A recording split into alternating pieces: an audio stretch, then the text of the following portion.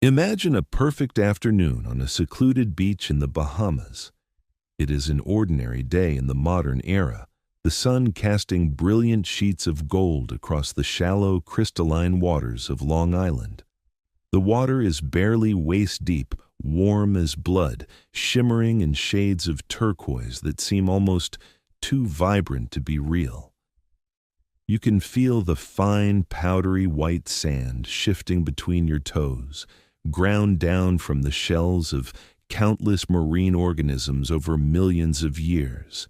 The waves lap gently against the shoreline, a rhythmic, soothing sound that lulls the mind into a state of profound peace.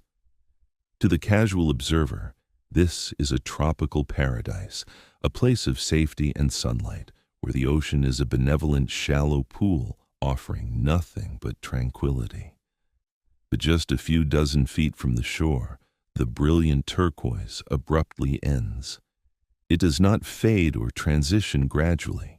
It simply stops, swallowed instantly by a perfect, terrifying circle of absolute, bottomless indigo. This is Dean's Blue Hole, one of the deepest underwater sinkholes on our planet, a geological scar plunging straight down for more than 660 feet into the bedrock of the Earth. From the surface, you can watch a phenomenon that defies the logical expectations of a calm ocean. At the rim of the abyss, the white sand does not simply rest. It pours over the edge in an endless, silent cascade, an underwater waterfall dragging a monstrous plume of pale dust down into the crushing darkness. It looks as though the ocean itself is leaking, draining away into some subterranean void that can never be filled. To understand how this abyss came to exist, we must step back from this sunlit afternoon and travel through time, rewinding the clock to a period 14,000 years ago. The world was a radically different place. We are in the late Pleistocene epoch, the grip of the last great ice age. The vast, shallow seas that now surround the Bahamas do not exist.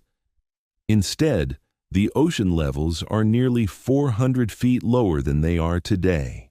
The water that currently fills the Caribbean is locked away in massive continental ice sheets, glaciers 2 miles thick crushing the land masses of North America and Eurasia.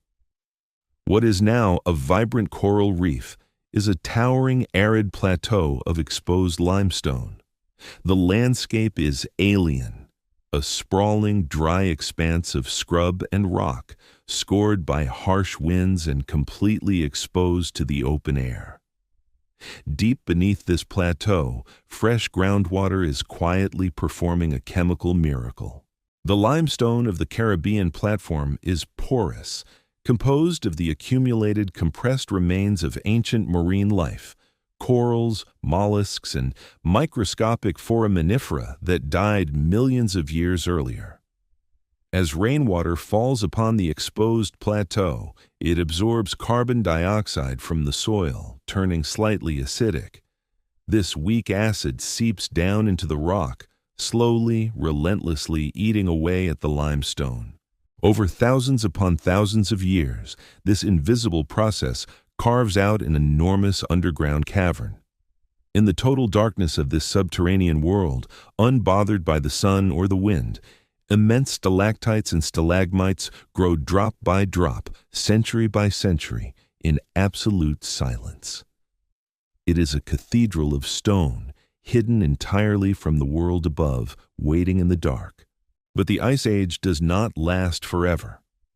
As the global climate begins a slow, inexorable shift, temperatures rise. The massive glaciers far to the north begin to melt, releasing billions of tons of trapped freshwater back into the global ocean. Inch by inch, year by year, the sea level rises. The ocean encroaches upon the great limestone plateau, drowning the scrublands, swallowing the coastal edges, and creeping closer to the hidden cavern. Eventually, the water breaches the porous rock above. The ceiling of the great limestone cathedral, weakened by erosion and no longer supported by the air pressure within, suffers a catastrophic failure. In a geological instant, thousands of tons of rock collapse inward, exposing the massive void to the sky. And then, the rising ocean pours in. The cold, heavy salt water floods the cavern, drowning the stalactites, filling the darkness with the sea, and sealing the history of the dry cave forever beneath the waves. The blue hole is born. This is the history written in the sheer vertical walls of the abyss, recorded in the ancient dripstones that now sit hundreds of feet underwater, perfectly preserved in the silent depths. But tonight, we are not simply going to recount the geological history of the Caribbean. We are going to explore the limits of human ambition and the boundaries of the habitable world. We are going to ask a fundamental question.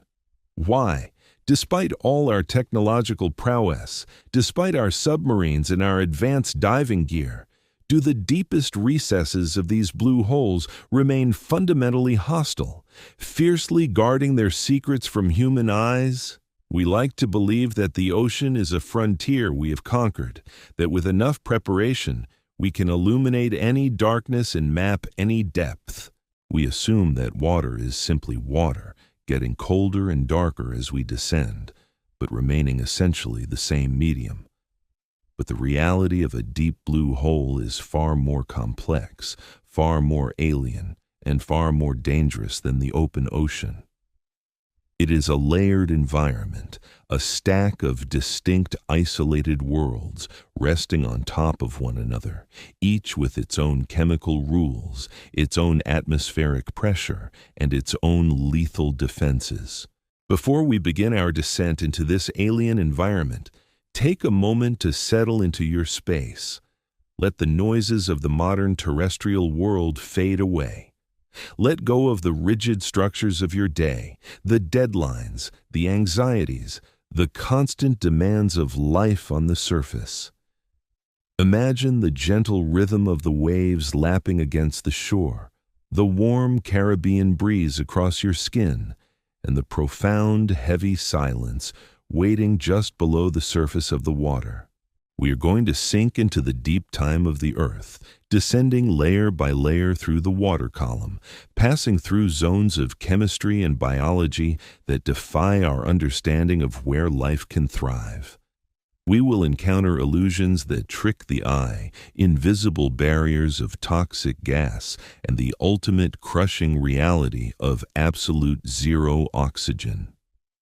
This is a journey into the shadows of the planet, into spaces that were never meant to hold human life. We will move slowly, respectfully, acknowledging the immense power of an environment that operates completely independent of our existence. The desire to explore these sinkholes is a uniquely human trait. We are drawn to the void, instinctively wanting to illuminate the darkness and claim it as known. For decades, highly trained technical divers have traveled to places like the Bahamas and the Yucatan Peninsula, carrying redundant life support systems and breathing complex gas mixtures to survive the crushing pressure. Yet, despite this meticulous preparation, these underwater caves are infamous for their death tolls. In the Caribbean, the danger is not just structural, it is fundamentally chemical. The water itself transforms as you descend. Because these holes are often geographically sheltered, protected from the strong currents and tidal mixing of the open ocean, the water inside them becomes intensely stratified. It forms distinct layers based on density, salinity, and temperature. The surface layer, exposed to the sun and wind, is often fresh or brackish water, oxygen-rich and teeming with familiar marine life. Schools of small fish dart through the upper reaches, algae grow on the sunlit walls, and the water is relatively warm. It is an extension of the surface world, inviting and benign. But as you sink deeper, slipping below 50 feet, the light begins to change. The vibrant turquoise fades into a muted, heavy cobalt. The temperature drops noticeably, the cold seeping through your protective suit. The familiar fish vanish. The vertical walls of the sinkhole drop away into the gloom, smooth and featureless, offering no point of reference. This is the beginning of the isolation. The surface is now a distant, shimmering disk of light far above you. The sound of the waves is gone, replaced entirely by the slow, rhythmic roar of your own breathing through the regulator. In this suspended state, gravity seems to lose its hold. You are hovering in a liquid void, surrounded by billions of gallons of water that have sat undisturbed for millennia. But the true boundary line is still waiting below. It is an invisible threshold that marks the end of the world as we know it, a transition zone where the fundamental chemistry of the ocean flips, creating a barrier so toxic and so surreal that early explorers simply could not comprehend what they were seeing. We are going to pass through that boundary together. We are going to experience the precise moment when the water stops being water and becomes something entirely different. We are going to meet the halocline, and beyond it, the cloud of poison that protects the deepest secrets of the blue hole. As you sink past 100 feet, the pressure of the water column above you effectively doubles. The thick neoprene of your diving suit compresses tightly against your skin, becoming noticeably thinner and offering significantly less protection against the creeping, pervasive cold of the deep. The brilliant, sunlit turquoise of the surface world is entirely gone now, replaced by a deep, heavy twilight blue that seems to absorb light rather than reflect it. You are entering the middle zone of the blue hole, a place of profound, heavy stillness where the kinetic energy of the surface waves cannot possibly reach. This is an environment defined entirely by its lack of motion. The water surrounding you here has not seen the direct light of the sun or felt the disturbance of the wind for centuries. As you hover in this liquid void, your breathing naturally slows down, instinctively matching the deliberate geological rhythm of an environment that has existed exactly like this long before human beings learned to construct the technology required to breathe underwater. Around 110 feet below the surface, you encounter the first truly alien boundary of this subterranean world. It does not look like a physical barrier, but it is an absolute threshold of physics and chemistry that divides the water column. This is the halocline. In the deeply sheltered confines of the sinkhole, the lighter, fresher water from recent rainfall floats directly on top of the ancient, incredibly dense, hypersaline ocean water below. Because there are no strong currents to stir them together within the vertical shaft, these two distinct bodies of water do not mix. They sit heavily atop one another, separated as sharply as oil resting on water. When you drift slowly down into this boundary, the visual effect is intensely disorienting, a surreal optical illusion that actively tricks the human brain. The sudden mixing of the two radically different densities of water causes the light from your dive torch to refract erratically. Suddenly, the crystal-clear visibility shatters completely. Everything around you becomes violently blurred, swimming and distorting as if you are looking through a warped, melted glass bottle or staring at a shimmering heat mirage on a desert highway. The beam of your light bends and scatters against the density shift. The pioneer cave divers who first encountered this phenomenon decades ago reported profound bouts of vertigo at this depth, a sudden, terrifying loss of up and down in a place where perfect spatial awareness is the only thing keeping you alive. You must force yourself to keep descending, deliberately pushing your body through the shimmering, disorienting distortion of the halocline. The very moment you cross the threshold and slip fully into the lower layer, the physical environment changes with violent immediacy. The water temperature plummets by 15 degrees in a single instant, a physical shock of cold that forces an involuntary gasp from your lungs. The water below the halocline is ancient, unadulterated seawater, heavy, frigid, and profoundly still. The physics of your buoyancy instantly change. The dense salt water grips you, making you noticeably more buoyant, forcing you to deliberately release air from your compensator to continue your downward trajectory. You have entirely left the realm of the familiar modern ocean. You have crossed a threshold in time, entering an isolated, preserved pocket of the Pleistocene epoch, a captured piece of the ancient sea locked in this vertical limestone vault since the great ice sheets melted 14,000 years ago. But the most terrifying and simultaneously beautiful feature of the deep blue hole is still waiting patiently slightly below you. As your eyes slowly adjust to the renewed freezing clarity of the water beneath the halocline, you look down between your fins and see something that defies all logical expectations. At a depth of roughly 150 feet, the water itself seems to simply end. Below you, suspended in the massive vertical shaft, is a dense, undulating cloud of pale, sickly yellow-green fog.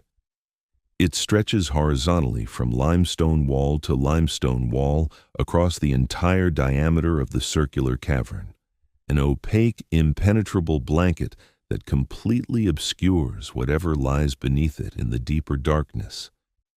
It looks exactly like a heavy atmospheric weather system, a low-hanging, turbulent cloud bank seen from an airplane. But you are deep underwater. The cloud swirls and rolls in extremely slow motion, disturbed only by the microscopic currents created by your descent. This is not a physical bottom of sand or rock. It is a biological exhaust fume, a massive lethal layer of pure hydrogen sulfide gas suspended perfectly mid-water. To comprehend the existence of this impossible underwater sky, we must shift our perspective down to the microscopic scale, to the extremophile bacteria that serve as the undisputed rulers of this lightless kingdom.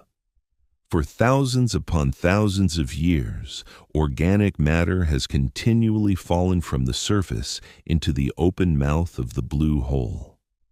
Tropical leaves, heavy branches, and the bodies of unfortunate terrestrial animals sink slowly down the vertical shaft into the abyss. When they finally reach these oxygen-starved depths, normal processes of biological decomposition cannot occur. Instead, ancient primitive strains of sulfate-reducing bacteria take over the ecosystem. These deeply alien microorganisms do not require oxygen to survive. Instead, they breathe the heavy sulfates naturally dissolved in the ancient seawater. As they relentlessly break down the organic rain falling from the surface over centuries, their primary metabolic byproduct is massive amounts of hydrogen sulfide. Because the sinkhole is perfectly stratified by the halocline above, this gas cannot bubble up and escape. It builds up steadily over eons, trapped beneath the freshwater ceiling and hovering above the colder salt water below, forming a permanent, highly toxic cloud bank. The hypnotic, rolling beauty of this underwater sky is a deadly deception. Hydrogen sulfide is one of the most acutely toxic gases naturally occurring on our planet. It is highly corrosive and profoundly lethal to almost all complex forms of life. If a diver were to somehow lose their breathing apparatus within this dense cloud, the gas would be absorbed directly through the delicate tissues of their lungs, shutting down cellular respiration almost instantly. Even with a high-tech regulator firmly in place, the ambient hydrogen sulfide is so incredibly concentrated that it can penetrate directly through the soft, exposed tissues of human skin, seeping insidiously into the bloodstream. It aggressively reacts with the metals in sophisticated dive gear, rapidly tarnishing brass and steel components to a dull black in minutes. It is an environment that actively chemically repels human biology, acting as a toxic fortress that guards the lower reaches of the cave system. The legendary early cave explorers who first braved these terrifying depths often reported the distinct, intensely nauseating smell of rotten eggs lingering on their skin for days. They realized with chilling clarity that they had crossed into a subterranean realm entirely indifferent to their survival, a place where human beings were nothing more than fragile anomalies. As you hover neutrally buoyant just a few feet above this toxic rolling cloud of yellow-green fog, a quiet realization begins to settle over your conscious mind. You are witnessing a functioning, highly successful alien ecosystem right here on planet Earth. The extremophile bacteria that sustain this massive cloud are direct descendants of some of the very earliest life forms to ever evolve on our young planet, organisms that thrived billions of years ago in the primordial, chaotic, oxygenless oceans of the early Earth. We look down at this toxic fog and instinctively see a dead zone, a hostile environment that actively threatens our existence. But to the bacteria swarming within the cloud, this is absolute paradise. This is their world, functioning exactly as it should. We are the strange, anomalous intruders carrying heavy metal tanks of our specialized life-sustaining atmosphere just to survive a few fleeting minutes in their ancient domain. There is a strange, paradoxical, and deeply calming comfort in this realization of our own insignificance. For our entire waking lives on the terrestrial surface, we operate under the constant illusion that the world fundamentally belongs to us, designed to accommodate our biological needs and ambitions. But hovering silently in the crushing pressure above the hydrogen sulfide layer shatters that anthropocentric worldview. It reminds us, gently but with unyielding firmness, of our absolute physical fragility and our incredibly specific, narrow place within the grander, terrifying scale of the planet's history. The Earth is unimaginably vast and infinitely complex, operating according to deep chemical and geological rules that have absolutely nothing to do with human comfort or survival. It does not need us to witness it. It functions perfectly without our interference, maintaining these silent, toxic cathedrals of stone and gas in the pitch blackness, eon after eon, completely undisturbed. Recognizing this absolute planetary indifference is a profound, relieving liberation. It frees you completely from the exhausting burden of believing that everything in the universe must revolve around human consciousness. As you watch the slow, hypnotic churning of the toxic cloud beneath your fins, you can finally let go of the deep-seated need to control your surroundings. You cannot conquer this space. You can only observe it, briefly and with immense respect, before returning to the sunlit world where you fundamentally belong. Let your mind become as completely still and heavy as the ancient, motionless saltwater surrounding your compressed body. Let your racing thoughts slow down to perfectly match the geological pace of the massive stalactites waiting patiently in the unseen depths far below the poison. The darkness below is absolute, but it is not empty. We will soon sink into that ultimate darkness, descending bravely through the layer of poison and into the lightless void at the very bottom of the ancient abyss. But for now, simply rest in the heavy twilight. Hover neutrally above the cloud, suspended between the familiar world of light and the terrifying world of ancient night, and let the sheer, magnificent scale of the earth wash over you. You must now make the conscious, incredibly unnatural decision to sink directly into the poison, To continue the descent, you release the last pockets of air from your buoyancy compensator and let gravity drag your weighted body into the opaque yellow-green fog of hydrogen sulfide.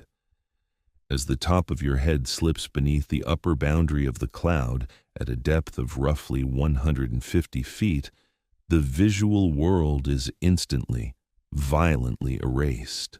It is not like entering a dark room. It is like being submerged in a vat of dense, glowing chemical dye. The beam of your high-intensity dive torch, which could cut through 100 feet of clear water moments ago, is abruptly swallowed by the toxic particulate. The light bounces directly back into your own eyes, creating a blinding claustrophobic sphere of sick, luminous green that extends barely 3 inches from the glass of your mask. You are entirely blind, suspended in a highly corrosive atmosphere, descending at a rate of 30 feet per minute into the complete unknown.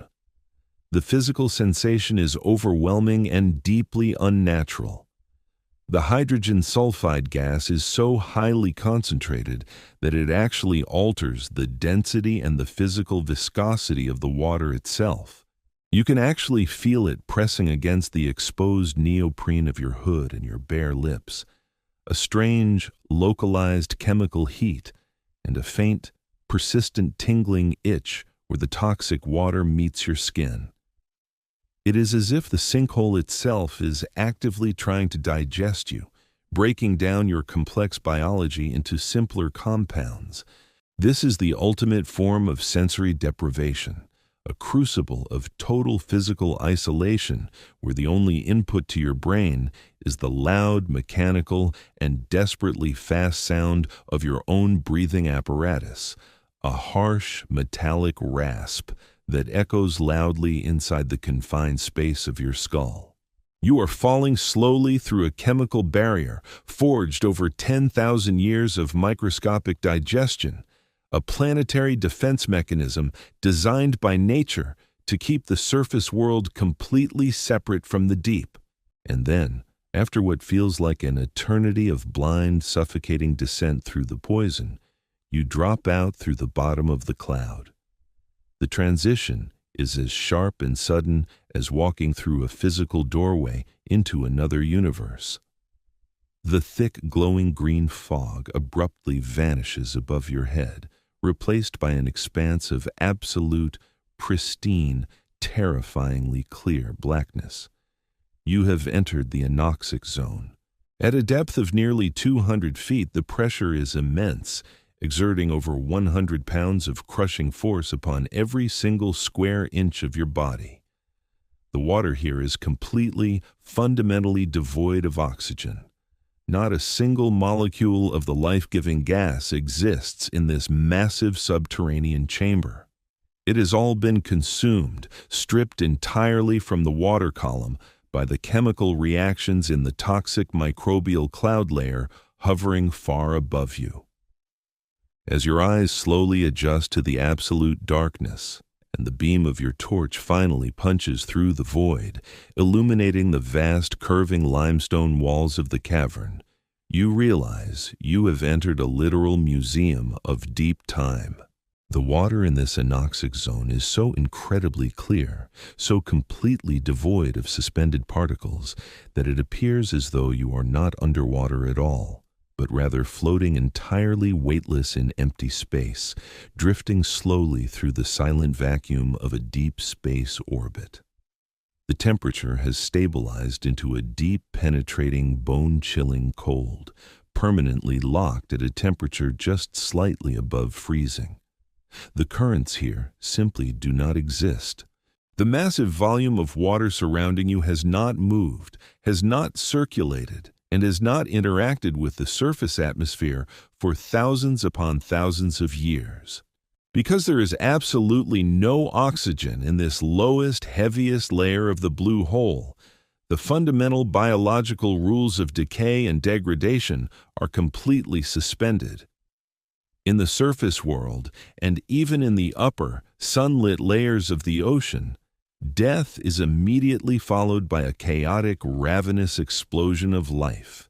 Bacteria, scavengers, and oxidative chemical processes rapidly break down organic material, returning its base elements to the chaotic, endless cycle of the ecosystem.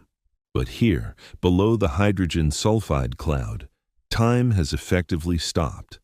The biological clock is perfectly frozen.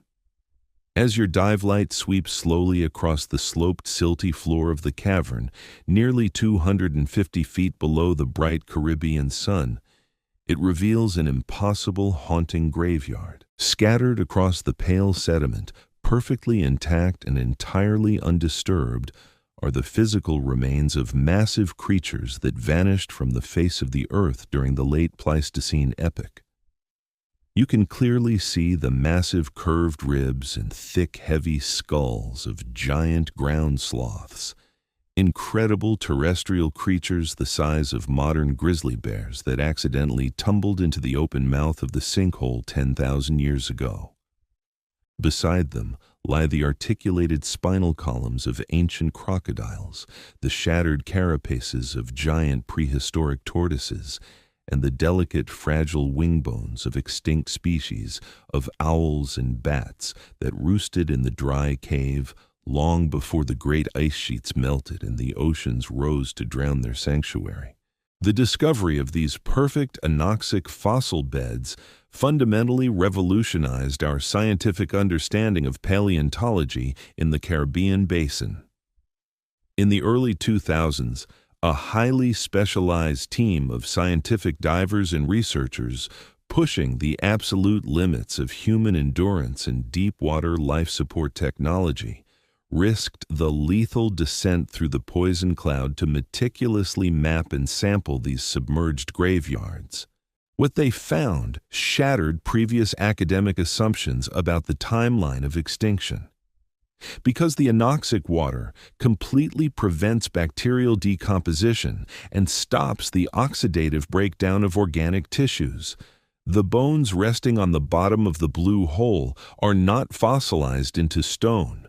They are the actual original bones, perfectly preserved by the void, containing intact bone marrow, pristine cellular structures, and even viable strands of ancient genetic material.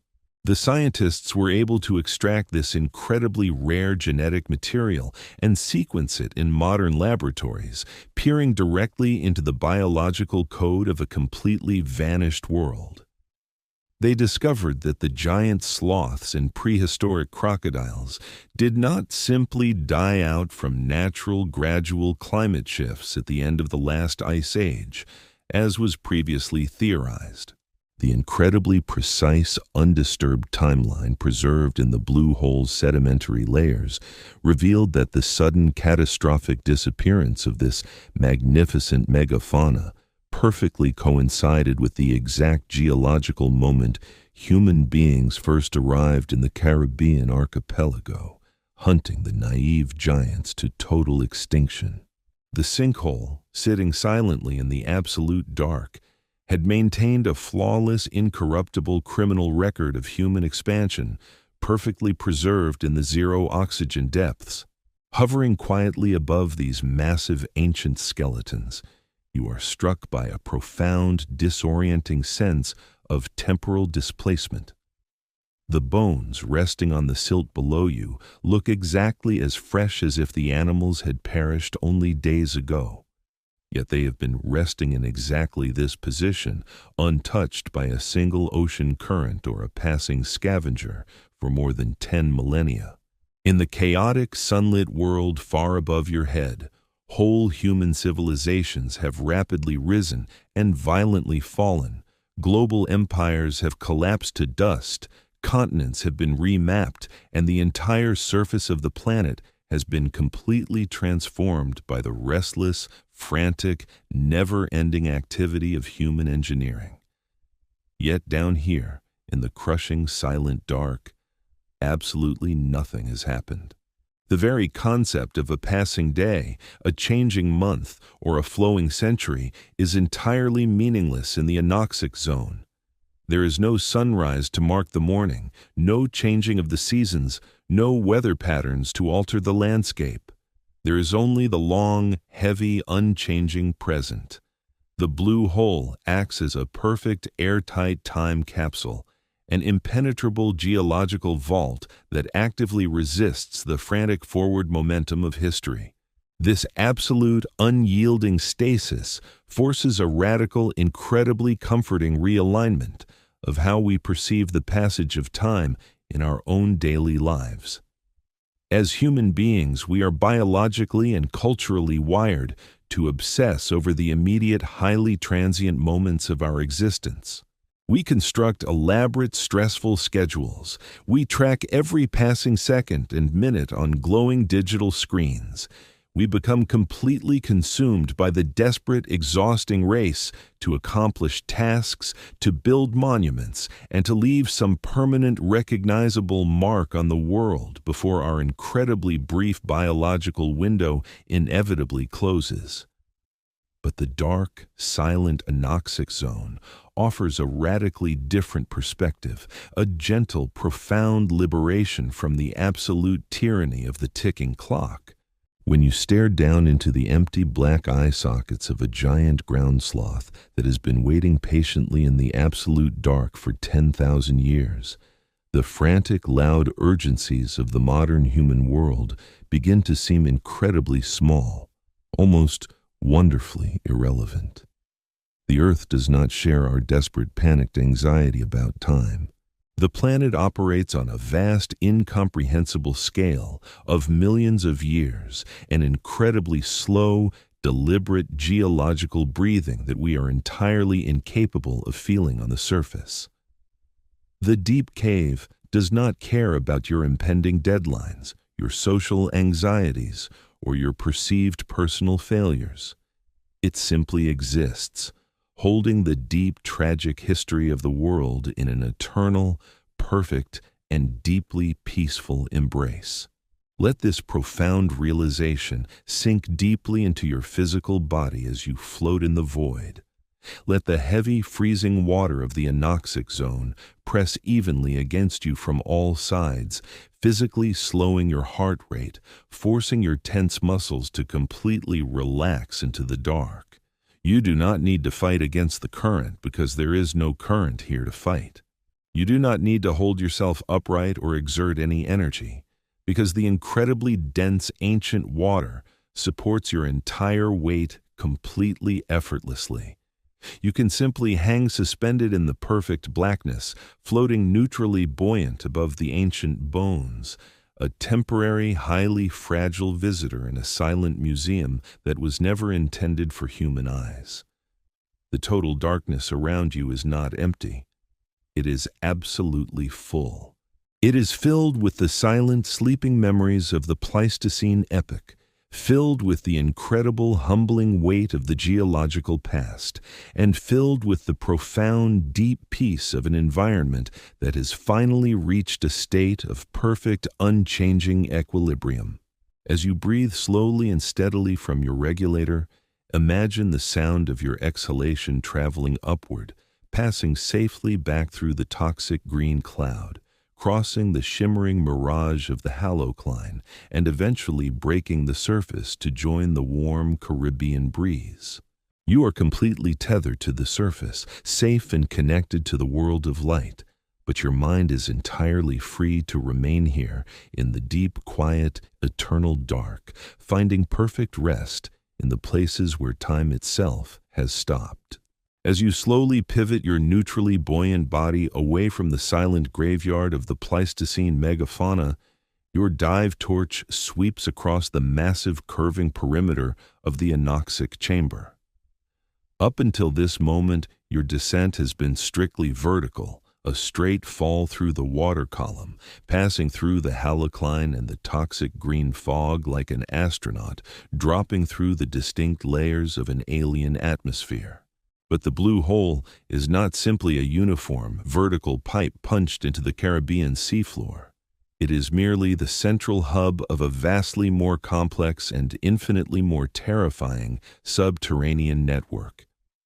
At a depth of nearly 300 feet, The solid vertical walls of the limestone shaft begin to break apart, revealing massive, jagged lateral fissures and low horizontal tunnels that snake away into the absolute, crushing blackness of the island's bedrock. These are the true arteries of the ancient cave system, a sprawling, unmapped labyrinth of drowned stone that extends for unknown miles beneath the shallow, sunlit beaches and the vibrant coral reefs of the surface world. To truly explore the blue hole, to understand its deepest secrets, a diver must eventually leave the relatively open space of the vertical shaft and commit to entering these horizontal passages. This is where the physical reality of underwater cave exploration completely diverges from any normal human experience, demanding a psychological surrender that very few minds are equipped to handle. When you look into the mouth of one of these lateral tunnels, the darkness inside does not seem empty. It feels incredibly heavy, dense, and physically imposing. The entrance is a flattened oval, barely 3 feet high and perhaps 4 feet wide, a jagged crack in the limestone adorned with fragile ancient stalactites hanging like the teeth of a fossilized leviathan. To enter, you must transition from a vertical hovering posture to a perfectly horizontal prone position. You must carefully align your body and your fragile life support equipment and propel yourself slowly, inch by painful inch, into the throat of the rock. The moment you cross the threshold into the lateral passage, the psychological weight of the environment shifts dramatically. In the main vertical shaft, despite the immense depth and the toxic clouds above you, there was always the theoretical possibility of a direct, straight ascent to the surface. But inside the horizontal tunnel, that illusion of an open sky is instantly and violently erased. You are no longer just deep underwater, you are entombed. You are deliberately inserting your fragile, soft biological body beneath thousands upon thousands of tons of solid, unyielding limestone bedrock. If something were to go wrong in this space, there is absolutely no possibility of a vertical escape.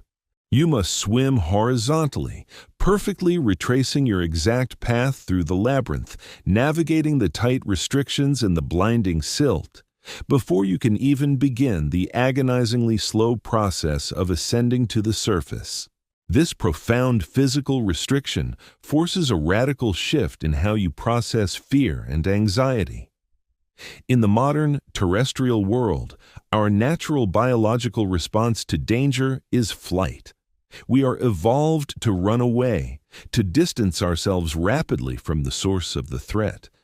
But inside the lateral passage of a deep blue hole, the flight response is completely, fundamentally lethal.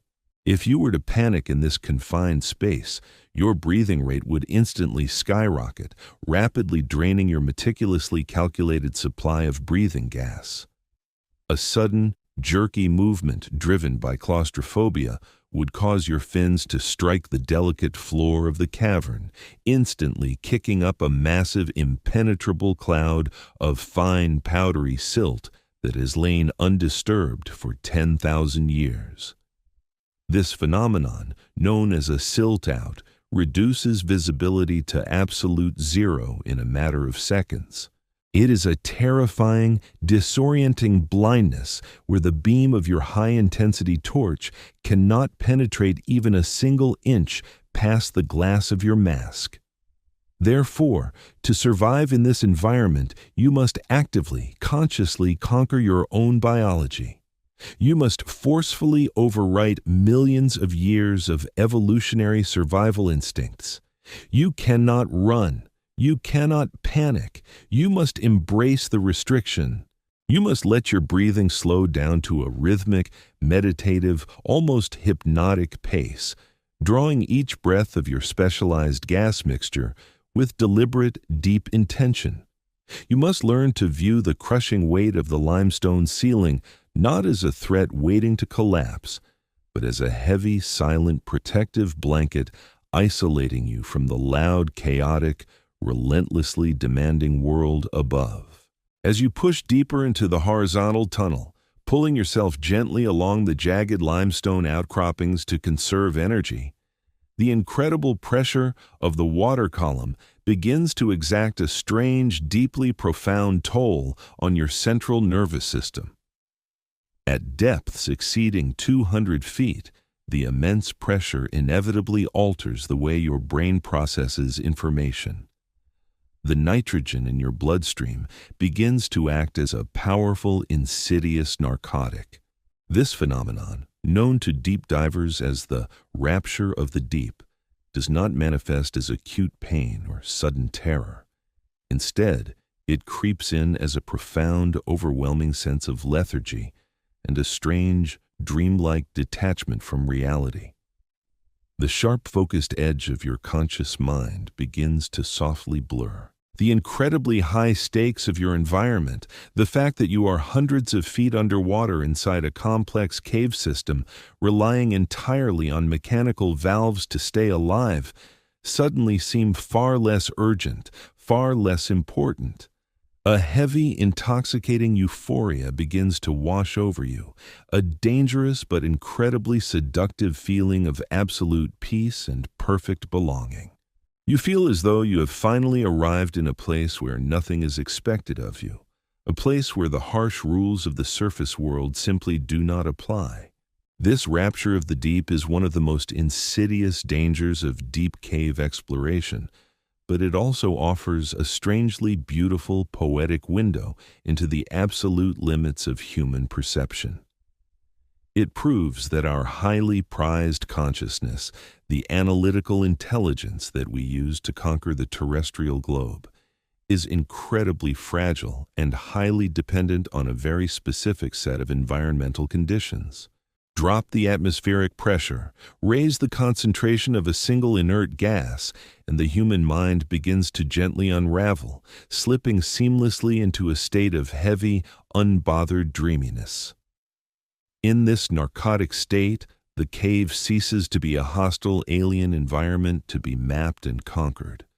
It becomes a deeply welcoming, almost maternal space, a silent, dark womb of stone and water holding you in perfect, weightless suspension. The desire to simply stop swimming, to turn off your dive light, and to fall into a deep, endless sleep right there on the silty floor of the cavern becomes incredibly powerful. You have to fight this feeling constantly, using the very last reserves of your rational mind to monitor your gas supply and maintain your situational awareness. But even as you fight it, you cannot help but appreciate the profound, overwhelming peace it offers. It is a physical manifestation of the earth, softly reminding you that you do not belong here, gently attempting to fold your fragile consciousness back into the deep, unthinking geological silence of the planet. The architecture of the deep cave system also serves as a masterclass in the illusion of human control. For all our advanced technology, our lighting systems, and our digital mapping software, we are fundamentally incapable of truly conquering these spaces. The beam of your dive light, though incredibly powerful, only manages to carve a tiny, fleeting tunnel of visibility through an ocean of absolute blackness. We can only ever experience these deep cave systems in tiny, fragmented snapshots, piecing together a mental map of an environment that is simply too vast, too dark, and too complex for our brains to fully comprehend. We string thin, fragile nylon guidelines along the floor of the tunnels, leaving a literal breadcrumb trail back to the entrance.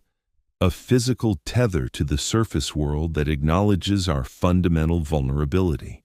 Yet, there is a deep, profound beauty in accepting this lack of control, a liberation found in environments that so completely dwarf our human capacities. You are not bending nature to your will, as we so often attempt to do on the surface. You are allowing nature to dictate every single aspect of your existence. This surrender, far from being terrifying, is deeply, profoundly peaceful. It removes the exhausting burden of the ego. It strips away the complex constructed identity you wear in the sunlit world and reduces you to the absolute, purest essence of biological existence, a single organism moving slowly and respectfully through the deep, silent architecture of an ancient planet. Let that massive, incomprehensible scale of time and space act as a balm to your restless mind. Let the darkness and the pressure press out the accumulated anxieties of the surface world. You are floating directly through deep time, bearing witness to a world that was entirely indifferent to the fleeting rise of human civilization. You are safe. You are tethered to the light.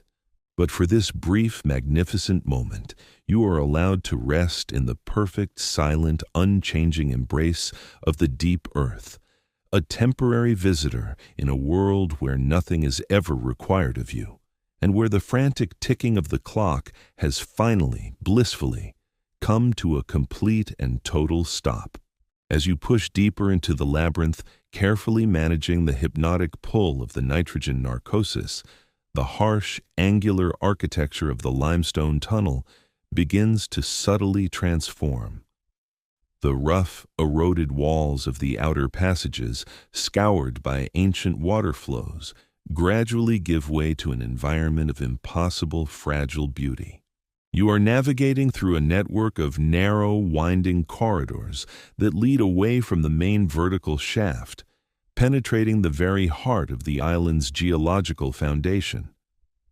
At depths exceeding 250 feet, the physical effort required to move becomes a carefully choreographed dance of absolute precision.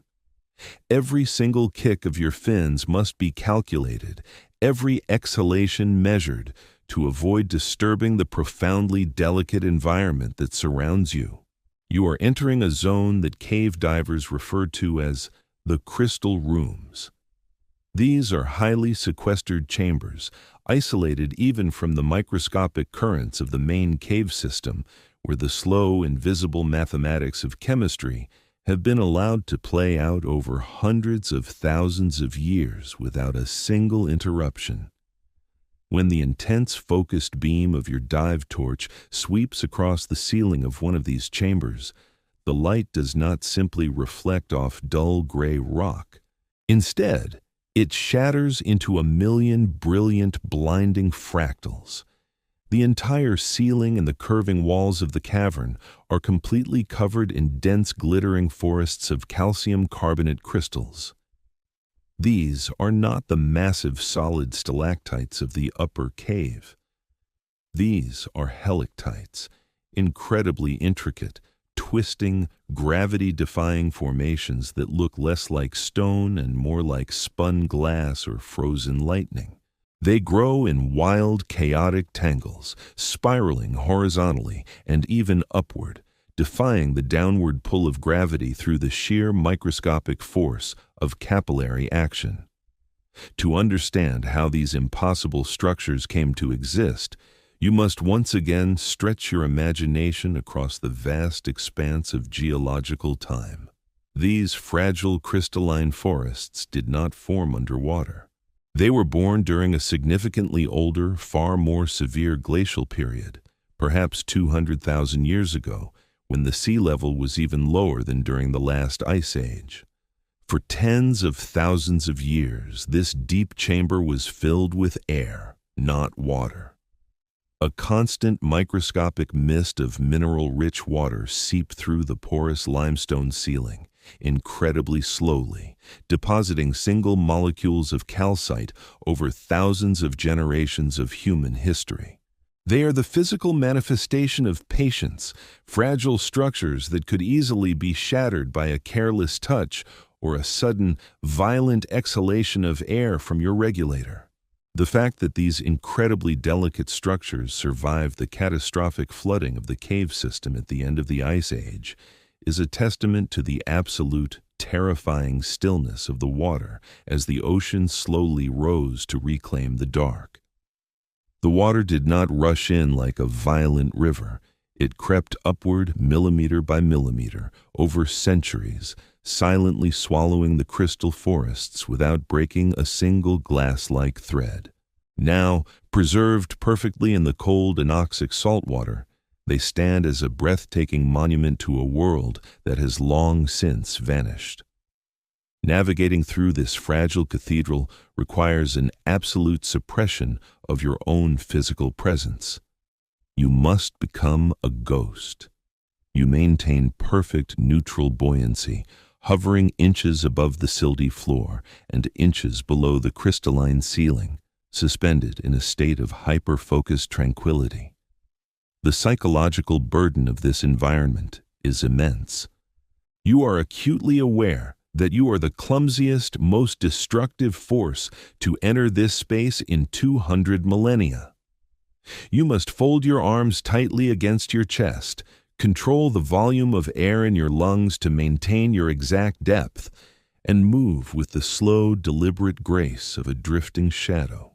As you hover perfectly still in the center of the crystal room, surrounded by the glittering remnants of the deep past, another profound physical reality of the deep cave begins to assert itself. It is the absolute, unbroken silence. In the terrestrial world, true silence is practically non-existent. Even in the quietest desert or the deepest forest, there is always the faint, continuous background radiation of atmospheric noise, the rustle of wind, the shifting of sand, the distant low-frequency hum of human machinery. Even underwater, the open ocean is a remarkably noisy environment, filled with the clicks of marine life, the grinding of coral, and the continuous roar of surface waves transmitting energy downward. Sound travels more than 4 times faster in water than it does in air, efficiently carrying acoustic information over vast distances. But here, deep inside the lateral passages of the blue hole, isolated by hundreds of feet of solid limestone bedrock and millions of gallons of ancient stagnant water, the environment acts as a perfect natural sensory deprivation chamber. There is absolutely nothing down here to generate a single sound wave. There are no fish, no currents, no shifting rocks, no sunlight to drive thermal changes. The silence is not merely an absence of noise. It feels like a heavy physical substance that presses against your eardrums with a crushing, suffocating weight. The only sound that exists in this entire subterranean universe is the sound that you have brought with you. It is the loud, mechanical, incredibly harsh sound of your own life support system. Every time you inhale, the high-pressure gas rushes violently through the metal valves of your regulator. Every time you exhale, the large bubbles roar upward to crash against the ceiling, shattering the ancient stillness. In the profound silence of the deep cave, your own biological existence sounds incredibly loud, almost violently intrusive. You are a noisy, rapidly burning engine of heat and metabolism, temporarily trespassing in a world that is defined by absolute cold and absolute stillness. We are temporary disturbances in the quiet universe, fleeting sparks of biological noise that flare up briefly before returning to the silence. To find true peace in this terrifyingly alien environment, you must learn to listen past the noise of your own survival. You must focus your mind on the profound, heavy silence that exists in the tiny fractions of a second between your breaths. When you pause at the bottom of an exhalation, hovering motionless before drawing the next breath, the mechanical roar stops entirely. In that brief, suspended moment of complete apnea, the true, eternal silence of the cave rushes in to fill the void. It is a deeply humbling, almost holy silence. It is the sound of deep time, the sound of a planet slowly, relentlessly turning in the dark, entirely unaware of its own surface. It is the sound of 10,000 years of undisturbed rest. As you string these brief moments of silence together, matching the slow, deliberate rhythm of your heart to the ancient, unchanging rhythm of the stone, the heavy narcotic effect of the nitrogen in your bloodstream deepens its hold. The claustrophobia, the primal fear of the dark, the acute anxiety of being so far removed from the sun, all of these highly complex, uniquely human emotions begin to gently dissolve into the cold water. You are no longer an intruder fighting against a hostile environment. You are simply a tiny piece of the environment itself, a temporary arrangement of molecules suspended in the dark. The massive weight of the water column above you no longer feels like a threat. It feels like a protective blanket, insulating you completely from the chaotic demands of the surface world. The absolute darkness beyond your dive torch is no longer a source of terror. It is a perfectly blank canvas where the exhausted human mind can finally rest. Allow yourself to sink fully into this profound geological meditation. The earth creates masterpieces in the pitch blackness, locking them away in flooded vaults where no one will ever see them, simply because it is the nature of chemistry to organize itself into beautiful patterns. You do not need to conquer it. You simply need to bear witness to it, briefly and respectfully, before letting it fade back into the dark. Imagine the deep, heavy stillness of the water absorbing all of your physical tension. Your breathing is incredibly slow and rhythmic, a gentle tide that connects you to the surface but does not disturb the ancient peace of the cavern. The nitrogen narcosis wraps around your conscious mind like a thick, heavy quilt, softly blurring the edges of your thoughts and dragging you down toward a profound, dreamless sleep. Let the silence of the deep cave become your internal silence. Let the total darkness of the abyss become the restful darkness behind your closed eyelids. You are safe, suspended perfectly in the deep, quiet center of the ancient world. As you drift near the boundary of the magnificent crystal room, the physical architecture of the cave begins to issue its final, completely non-negotiable decree. The sweeping horizontal passage that previously allowed your incredibly slow, weightless glide gradually tapers, funneling down into a jagged, aggressively narrow fissure in the ancient rock. You swim forward, pulling yourself gently along the floor until your shoulders brush lightly against the cold limestone on either side, and the ceiling drops to hover merely an inch above the crucial, vulnerable valves of your primary breathing apparatus. Your heart beats heavily against your chest as the stone seems to physically press inward from all directions. This is what technical cave divers call a restriction, but it is not merely a physical bottleneck in the topography. It is the absolute, unyielding limit of human exploration. You shine your high-intensity torch directly into the crack, and the sharp beam of light penetrates for another 40 or 50 feet before being swallowed entirely once again by the curving, eternal blackness. The subterranean labyrinth clearly goes on, perhaps for untold miles, plunging even deeper into the geological heart of the Bahamian platform, spiraling down into the absolute foundation of the earth. But you cannot follow it.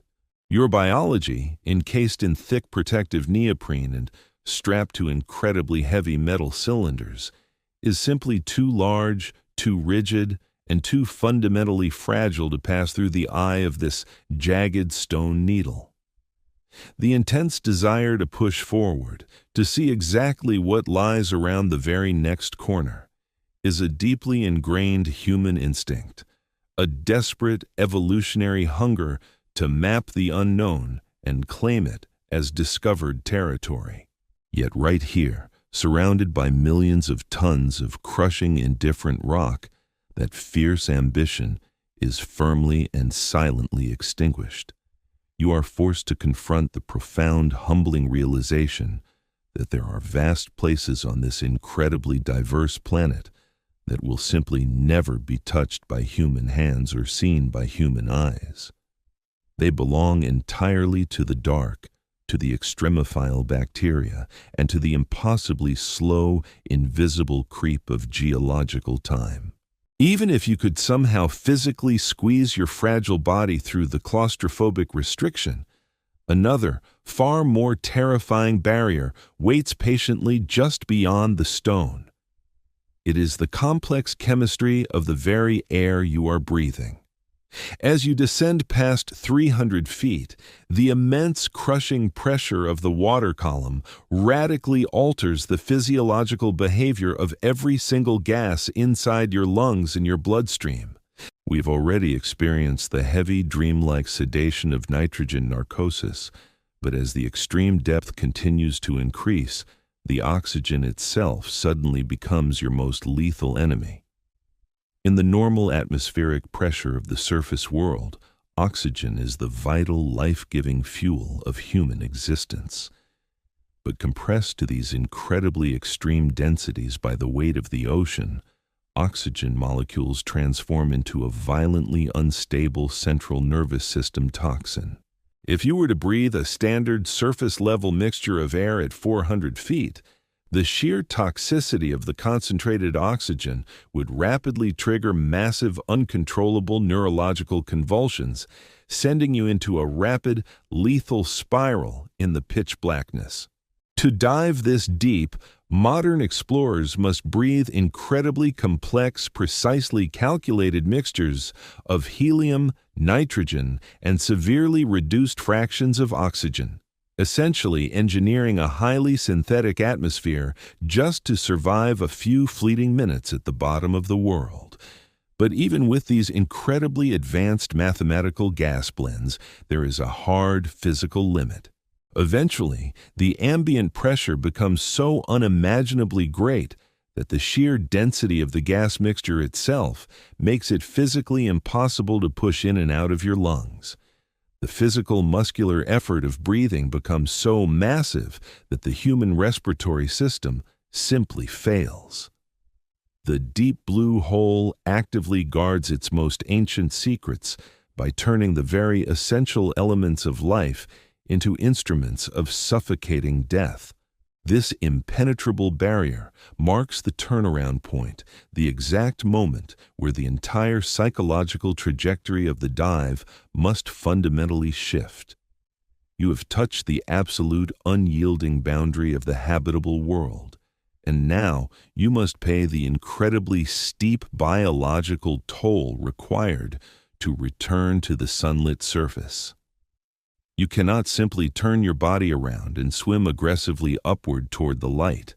If you were to ascend directly to the surface from this profound depth, the sudden, massive drop in ambient pressure would cause the heavy loads of compressed nitrogen and helium currently dissolved in your bloodstream to violently and catastrophically expand.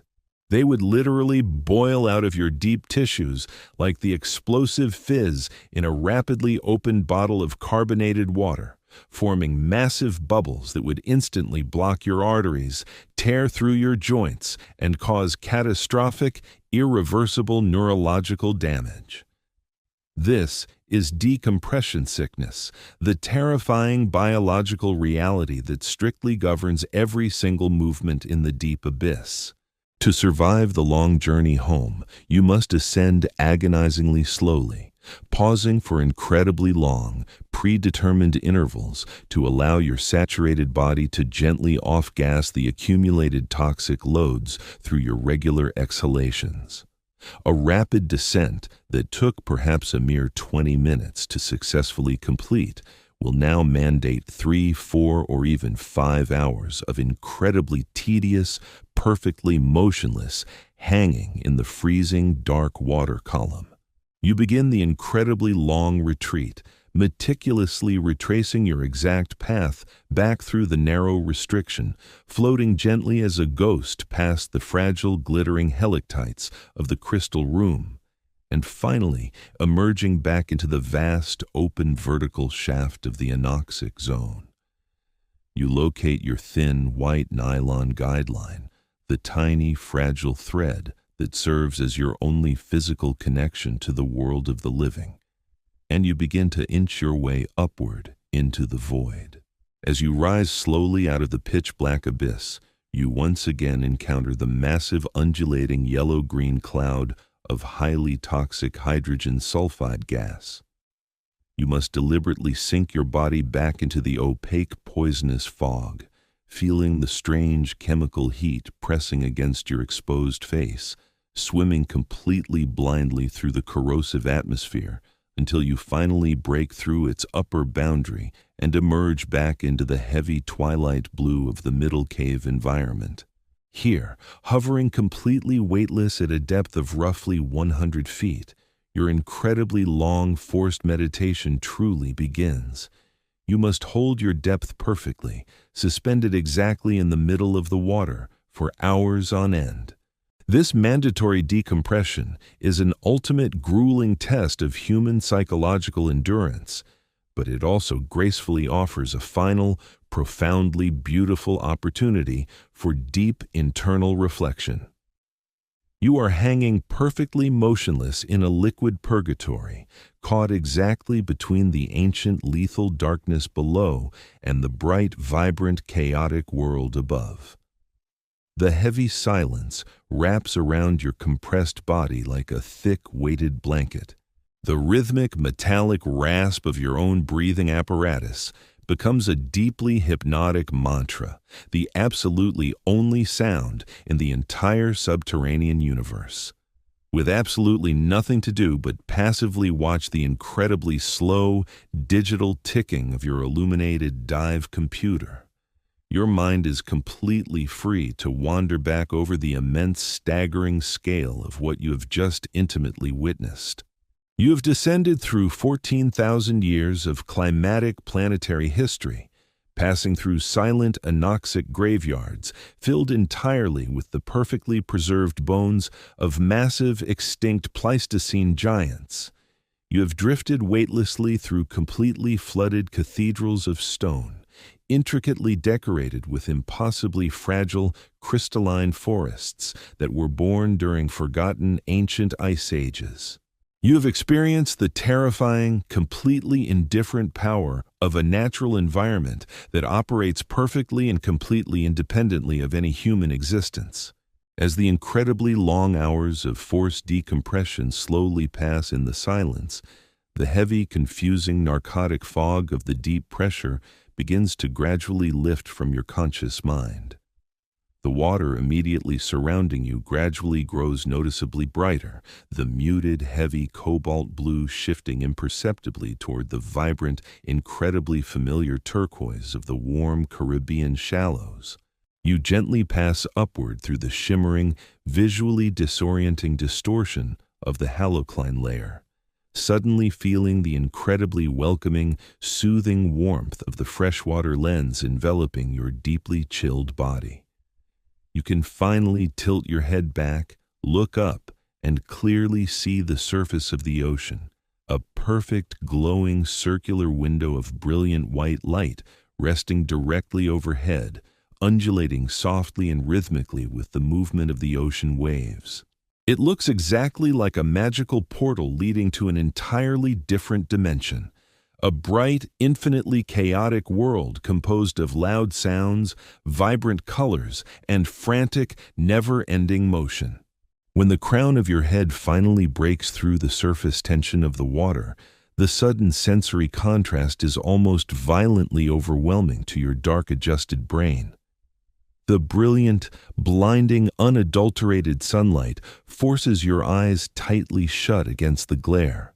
The sudden, incredibly loud, rhythmic crash of the ocean waves breaking against the jagged limestone shore, the sharp, piercing cries of wild seagulls wheeling effortlessly in the warm thermal currents, and the intense, bracingly salty smell of the open ocean rush in completely to fill the sensory void. You carefully pull your heavy, restrictive dive mask from your face and take your very first deep, unobstructed breath of natural, uncompressed atmospheric air. It tastes impossibly sweet and incredibly light in your lungs. You are safely back in the terrestrial world, specifically designed for your biology, a world characterized by comforting warmth, constant environmental change, and endless, chaotic noise. But even as you float completely effortlessly on your back in the warm, shallow coastal water, looking straight up at the vast, cloudless expanse of the endless blue sky, you can still vividly feel the heavy, silent magnetic pull of the deep abyss waiting patiently just a few dozen feet away. You now deeply understand that the solid, familiar, comforting earth beneath our feet is little more than an incredibly thin, fragile crust, a temporary, fleeting illusion of geological stability resting precariously above a vast, incredibly ancient, and entirely alien darkness. We spend our entire waking lives frantically racing across the terrestrial surface, loudly building our towering cities, fighting our endless wars, and obsessing intensely over our fleeting, incredibly brief personal human histories, remaining completely oblivious to the massive, perfectly silent cathedrals of deep time that are quietly sleeping just below the bedrock. We cannot truly conquer those submerged spaces. We cannot drain their ancient waters. We cannot map their twisting passages completely, and we cannot ever tame their incredibly lethal chemistry. They are the permanent, completely inaccessible shadows of the planet, standing forever as a constant, beautifully humbling reminder of the absolute, unyielding limits of human ambition and power. And there is a profound, deeply comforting philosophical peace to be easily found in deeply accepting that specific limitation. We fundamentally do not need to understand absolutely everything. We do not need to forcibly illuminate every single dark, hidden corner of the incredibly vast universe. Some ancient mysteries are perfectly meant to remain permanently unsolved, securely locked away in the crushing hydrostatic pressure and the perfect zero-oxygen darkness, preserved perfectly and forever in the slow, eternal geological silence of the deep earth. As you lie safely and comfortably in the quiet sanctuary of your own space, let the incredible journey out of the deep flooded sinkhole perfectly mirror your own gentle transition into a state of deep rest. You have successfully navigated the crushing pressures and the toxic chemical barriers of your incredibly long day. You have returned to the safe surface, completely unharmed and at perfect peace. Let the frantic, chaotic, demanding noises of your waking hours softly fade away into the distance, completely replaced by the gentle, highly rhythmic, soothing sound of the warm ocean waves slowly lapping against the white sand shore. Imagine the incredible, heavy, completely supportive stillness of the salt water perfectly cradling your tired body, instantly removing all the accumulated physical strain and deep tension from your exhausted muscles. Let the profound, eternal, completely unbroken silence of the deep anoxic cave become the quiet, peaceful, undisturbed landscape of your own resting mind. There is absolutely nothing left in the world to aggressively explore tonight. There are no more rigid boundaries to forcefully push against, no more tight, restrictive spaces to squeeze your mind through, and absolutely no more heavy tolls to pay to the demands of the waking world. The terrestrial world will effortlessly continue its frantic, endless, chaotic spinning on the surface, but you are completely, blissfully detached from it right now. You are floating securely in the calm, sunlit, peaceful shallows, gently tethered to the deep, impossibly slow, comforting rhythm of the ancient earth itself. Let your own breathing become incredibly slow, deep, and shallow, perfectly matching the incredibly gentle rhythmic rise and fall of the eternal ocean tide. Sink deeply down into the incredibly comfortable, perfectly protective darkness, waiting patiently behind your closed eyelids, willingly leaving all the stressful complexities and loud demands of the waking world far above you. Rest securely in the incredibly quiet, profound knowledge that the entire universe is unimaginably vast, incredibly ancient, and ultimately at perfect peace, and simply allow yourself to drift, incredibly slowly and completely weightlessly, down into the absolute calm, profoundly untroubled depths of a perfect, completely dreamless sleep. Even as your physical body rests securely anchored in the comforting embrace of sleep, the journey of the contemplative mind does not end. The ocean is a singular, massive, interconnected circulatory system wrapping around our entire planet. If we allow our consciousness to drift along these invisible, ancient aquatic highways, we are inexorably drawn toward another massive limestone platform, a place where the biological history of the Earth was permanently altered. We arrive at the Yucatan Peninsula. From the modern surface, the Yucatan appears as an impenetrable expanse of emerald green jungle. It is a humid, vibrant biological engine, teeming with the chaotic sounds of life and the relentless growth of ancient trees. But this vibrant surface world is merely a fragile roof, resting precariously upon the most extensive, complex, and deeply terrifying subterranean labyrinth discovered on planet Earth. To truly comprehend the violent origin of this underwater universe, we must cast our minds back into deep geological time. We must travel exactly 66 million years into the past, returning to an ordinary spring morning, what would one day be called the Cretaceous period, when a rock the size of a mountain was hurtling toward Earth at 20 kilometers per second. It had traveled for millions of years through the cold silence of space. Its trajectory was shaped by an almost infinite chain of gravitational interactions, the pull of Jupiter, the nudge of passing comets, and the slow wobble of its own spin. But none of that mattered. What mattered was that this 10-kilometer sphere of carbonite and iron would strike the shallow seas of what we now call the Yucatan Peninsula, and it would change everything. The impact released the energy of 100 million nuclear weapons. It vaporized billions of tons of rock, sulfur, and ancient seawater, launching a lethal cloud of debris into the stratosphere. This world-ending collision wiped out 3/4 of all species on Earth, including every dinosaur larger than a house cat. But the Earth is defined by a slow, relentless capacity for geological healing. Over tens of millions of years, the violent scar of the Chicxulub crater was entirely buried beneath the sea. Countless generations of microscopic marine organisms died and rained down, their calcium-rich shells compressing to form a massive layer of bright white limestone that completely obscured the wound. Yet, the absolute edge of the buried crater remained severely fractured by the unimaginable force of the collision. When global sea levels eventually fell during the ice ages, exposing this limestone platform to the open air, acidic rainwater began its relentless work.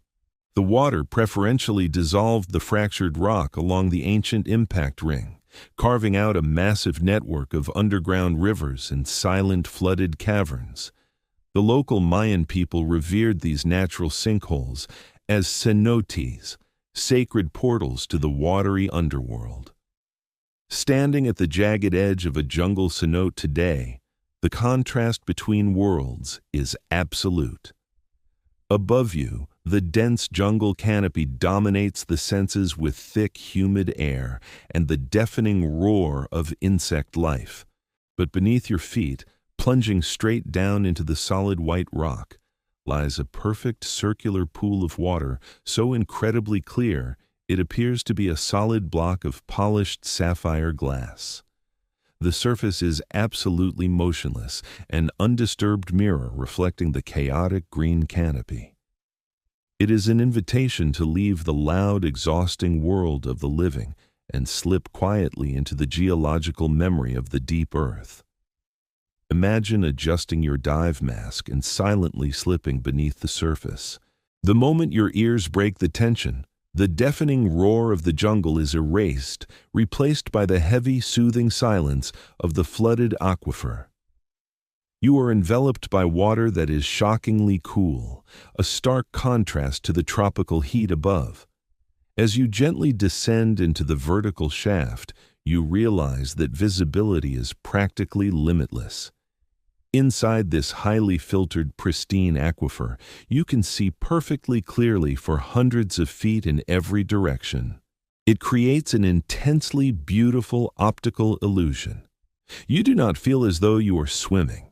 You feel as though you have learned how to fly, hovering completely weightlessly in a vast, empty subterranean atmosphere. Drifting slowly downward, you encounter a surreal biological phenomenon that bridges the gap between the sunlit surface and the lightless deep. Piercing directly through the porous limestone ceiling, plunging hundreds of feet straight down through the crystal-clear water, are the massive root systems of giant alamo trees. These ancient trees, desperately fighting for survival in the thin soil above, have adapted to send their roots boring through solid bedrock, seeking the life-giving reservoir of the aquifer. The roots hang suspended like thick petrified ropes coated in white calcium. You are witnessing a beautiful symbiosis. The ancient water quietly sustains the vibrant life of the canopy, while the heavy limestone protects the water from the harsh sun. It perfectly illustrates the inescapable interconnectedness of the planetary ecosystem. Continuing your descent to roughly 100 feet, the physical environment dramatically changes. You quietly encounter the mesmerizing, disorienting illusion of the halocline. The fresh rainwater filtering down rests perfectly upon the dense hypersaline ocean water that continuously intrudes from the nearby Caribbean Sea through subterranean horizontal tunnels. When your body slips through this invisible chemical boundary, perfect clarity instantly shatters. Your vision becomes violently blurred and heavily distorted, as if you have plunged headfirst into liquid mercury. The beam of your dive torch scatters wildly against the sharp density gradient. It is a moment of profound surrender, a threshold that forces you to relinquish reliance on normal human perception. You must trust your steady breathing and push through the distortion until you emerge into the heavy, frigid, perfectly clear salt water below. Below the halocline, the architecture expands into a massive subterranean chamber known as the pit. The walls drop away into an absolute blackness with no physical bottom. But the true magic here is found in the light. Because the cenote aligns with the morning sun, a concentrated beam of brilliant golden sunlight penetrates through the jungle canopy, cuts through the surface, and plunges straight down into the abyss like a divine pillar. This column of pure light cuts through the water with terrifying precision, illuminating microscopic dust particles that dance slowly like an underwater snowstorm. But the light beam does not reach the bottom. At approximately 130 feet, it collides with an undulating opaque cloud of toxic hydrogen sulfide gas. This dense layer of bacterial exhaust behaves exactly like a physical floor, reflecting the intense beam of sunlight and creating an ethereal halo of pale blue and sickly yellow light that illuminates the entire cavern. Hovering just inches above this toxic cloud bank, suspended in the brilliant shaft of sunlight, the sensory experience is completely overwhelming. You are deeply suspended in the very heart of the earth, hovering delicately above a lethal cloud of ancient microbial gas, surrounded by millions of tons of crushing limestone. Yet you are warmly bathed in the pure light of our solar system's star. It is a beautifully humbling paradox. The light and the dark, the life-giving sun and the toxic abyss, the chaotic terrestrial jungle, and the silent eternal memory of the deep aquifer. All these radically opposing forces exist perfectly together in this single space. They are not in conflict, they are in majestic equilibrium. As you hover silently in the brilliant light beam, letting the deep rhythmic sound of your breathing anchor you, allow the sheer scale of this hidden world to wash away the trivial concerns of daily life. You do not need to conquer it, you simply need to exist quietly within it, a highly privileged witness to the eternal turning of the planet in the dark. To truly comprehend the scale of the subterranean Yucatan, you must turn your back on that divine, reassuring pillar of morning sunlight plunging into the cenote. You must deliberately orient your body away from the familiar, chaotic world of the vibrant jungle canopy, and kick your fins softly to propel yourself into the permanent night of the horizontal cavern system. As you cross the threshold from the open sinkhole into the cavern zone, the ambient light rapidly decays. The brilliant scattered sapphire blues transition into muted indigos, then into a deep purple, until finally, every single photon of solar energy is completely absorbed by the ancient porous limestone. You are now reliant on the artificial beam of your primary dive torch, a fragile spear of light piercing a darkness that has remained unbroken for tens of thousands of years. The ceiling immediately drops, transforming from a vast dome into a jagged roof of solid bedrock just inches from your exhaust valves. This is the entrance to the true aquifer, the sprawling, unmapped circulatory system of the entire peninsula. The sheer magnitude of this flooded labyrinth defies normal human comprehension. We are navigating the fringes of massive subterranean networks, a hyper-complex fractal web of underwater tunnels extending for hundreds of miles beneath the dense jungle floor. It is a three-dimensional maze of staggering proportions, carved meticulously by the incredibly slow, relentless flow of slightly acidic groundwater over countless millennia. The water here is so perfectly still and transparent that it fundamentally strips away your biological sense of depth, leaving you feeling as though you are floating entirely untethered in the empty vacuum of deep space. Gliding deeper into the horizontal restriction, the physical architecture of the flooded world begins to play magnificent tricks on your visual perception. In these dark, sequestered corridors, the halocline layer we encountered earlier does not always sit flat. Where the ceiling dips and rises, the fresh rainwater and the heavy ancient saltwater become trapped in complex inverted pools. When you exhale, your waste bubbles do not simply travel straight up to crash against the rock. Instead, they hit the invisible chemical boundary of the halocline and flatten out, spreading across the threshold like pools of liquid silver sliding across glass. It creates the profound illusion of a second mirrored surface deep underground, an upside-down ocean resting heavily above your head. Surrounding this impossible physics are the speleothems, the massive stalactites, stalagmites, and cascading curtains of flowstone that were born in the dry, freezing air of the Pleistocene ice ages. Now entirely drowned by the rising seas, they stand like the ruined pillars of a forgotten subterranean cathedral. Navigating this space requires the absolute suppression of ego and sudden movement.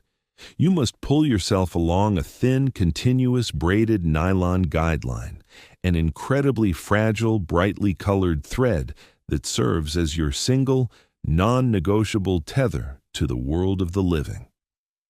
If that tiny 3-millimeter line were to snap or become lost in a sudden blinding cloud of kicked-up silt, the labyrinth would become instantly lethal. The sheer complexity of the intersecting tunnels, the identical repeating patterns of the white limestone, and the total absence of natural light guarantee that a lost diver will simply swim in endless circles until their carefully calculated breathing gas inevitably runs completely dry. Yet, despite this overwhelming hostility to human life, despite the absolute lack of sunlight and the crushing isolation, this dark, flooded universe is emphatically not dead. As you hover with perfect motionless buoyancy near a massive drowned stalagmite, you direct your torch toward a tiny crevice in the rock. Drifting incredibly slowly out of the shadows comes a creature that has completely surrendered its need for the sun. This is the blind cave tetra, a small, pale ghost of a fish that has evolved over millions of years to perfectly master the absolute dark. It has no eyes. Where functional visual organs once existed in its distant, surface-dwelling ancestors, there is now only smooth, translucent skin. It does not need to see, because in a world without photons, eyes are merely a metabolic waste of precious energy.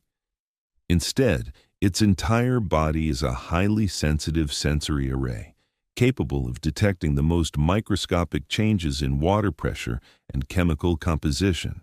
Beside it, crawling silently along the ceiling, is a remipede, an incredibly ancient crustacean that looks like a translucent, segmented centipede gracefully swimming through the water column. These deeply alien extremophiles represent a fascinating parallel branch of evolution, a silent, slow-motion biology that operates on an entirely different energy economy than the frantic, desperate, sun-driven ecosystems of the surface world. To look at these fragile, blind creatures is to confront the terrifying and beautiful reality of evolutionary contingency. 66 million years ago, when that mountain of rock screamed through the atmosphere and slammed into this exact geographic region, it vaporized billions of tons of rock and launched a shroud of dust that blocked the sun. The impact vaporized 3/4 of all species on Earth, including every dinosaur larger than a house cat. It created a horrific world where the ancestors of modern mammals were forced into the darkest margins just to survive. The asteroid impact was a catastrophic reset, a violent roll of the cosmic dice that ultimately cleared the ecological stage for the eventual rise of human consciousness. If that specific trajectory had been slightly altered, if the rock had arrived just minutes earlier or later, it would have splashed harmlessly into the deep ocean. The dinosaurs would have woken up the next morning and continued their unbroken reign, dominating every terrestrial ecosystem, and human beings would simply never have existed.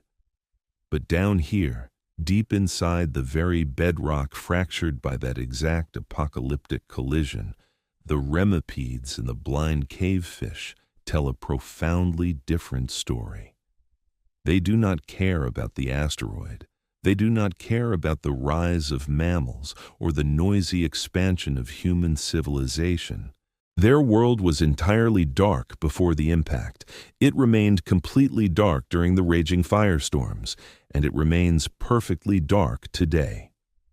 They are the ultimate survivors, persisting in the cold margins, entirely isolated from the catastrophic, extinction-level dramas playing out on the terrestrial surface above their heads.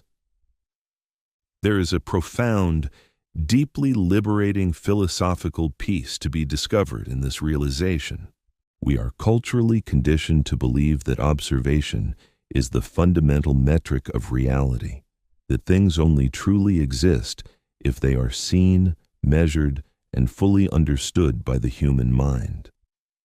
We suffer from an exhausting anthropocentrism, but the sprawling labyrinths of the Yucatan Aquifer, completely filled with perfect crystal formations and sustained by ancient biology, gently dismantle that arrogant assumption. The vast majority of this breathtaking subterranean universe will never be illuminated by a diver's torch. It will exist in flawless darkness for tens of millions of years, perfectly beautiful and infinitely complex, without requiring a single conscious witness to validate its incredible existence. The blind fish does not know it is pale, the crystal does not know it sparkles, and the deep, heavy water does not know it is ancient. They simply exist, entirely free from the heavy burden of being perceived. Recognizing this massive unseen reality is incredibly comforting. It instantly relieves you of the overwhelming pressure to constantly prove your own existence to the loud world. It allows you to fundamentally understand that it is perfectly acceptable to be unseen, to be quiet, and to simply exist in the deep, undisturbed background of the universe. Let the unyielding silence of the flooded labyrinth seep completely into your physical muscles and your conscious mind. You are hovering flawlessly in the center of the Earth's memory, floating in a zero-gravity environment surrounded by hundreds of miles of solid limestone. The water is incredibly heavy, cold, and profoundly still. Let the slow, deliberate biology of the blind cave creatures become a gentle blueprint for your own internal state. You do not need to constantly seek the blinding light of endless stimulation. You do not need to rapidly consume vast amounts of energy to prove you are alive. You can simply slow down, drastically reducing your mental burn rate, allowing the frantic demands of the surface world to fade into utter insignificance. The massive solid ceiling of rock above you is a perfect, impenetrable shield, completely blocking out the relentless sun, the chaotic weather, and the exhausting noise of modern society. Down here, there is only the incredibly slow, rhythmic sound of our own quiet breathing, echoing gently through the submerged corridors of deep geological time. Allow the comforting, absolute darkness of the cave to perfectly match the darkness behind your own closed eyelids. Feel the massive, supportive weight of the ancient water cradling your entire body, completely releasing all the accumulated tension in your neck, your shoulders, and your spine. You are entirely safe in this dark sanctuary. Let the incredibly complex world continue its frantic spinning far above you, while you sink deeper into the undisturbed, perfect peace of the deep earth, drifting effortlessly toward a profoundly deep, restorative, and entirely dreamless sleep. To fully grasp the impossible magnitude of the subterranean world hidden beneath the Yucatan Peninsula, we must disabuse ourselves of the comforting notion that these flooded cenotes are merely isolated, static pools of captured rainwater.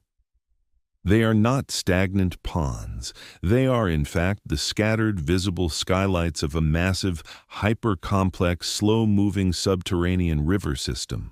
The entire limestone platform is essentially a colossal porous sponge, completely saturated with water, engaged in an incredibly slow, relentless migration from the deep interior of the jungle toward the waiting embrace of the Caribbean Sea.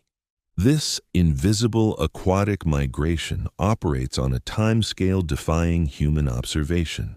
A single drop of rainwater that falls upon the dense canopy of the deep jungle and seeps into the porous bedrock might take millennia to successfully complete its dark, winding journey to the coast.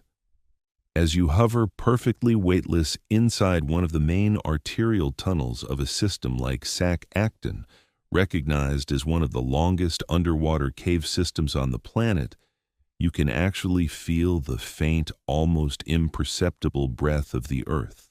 It is not a rushing current you can fight against, but a profound, heavy drift, a massive volume of ancient water moving continuously toward the ocean at a rate of mere inches per minute.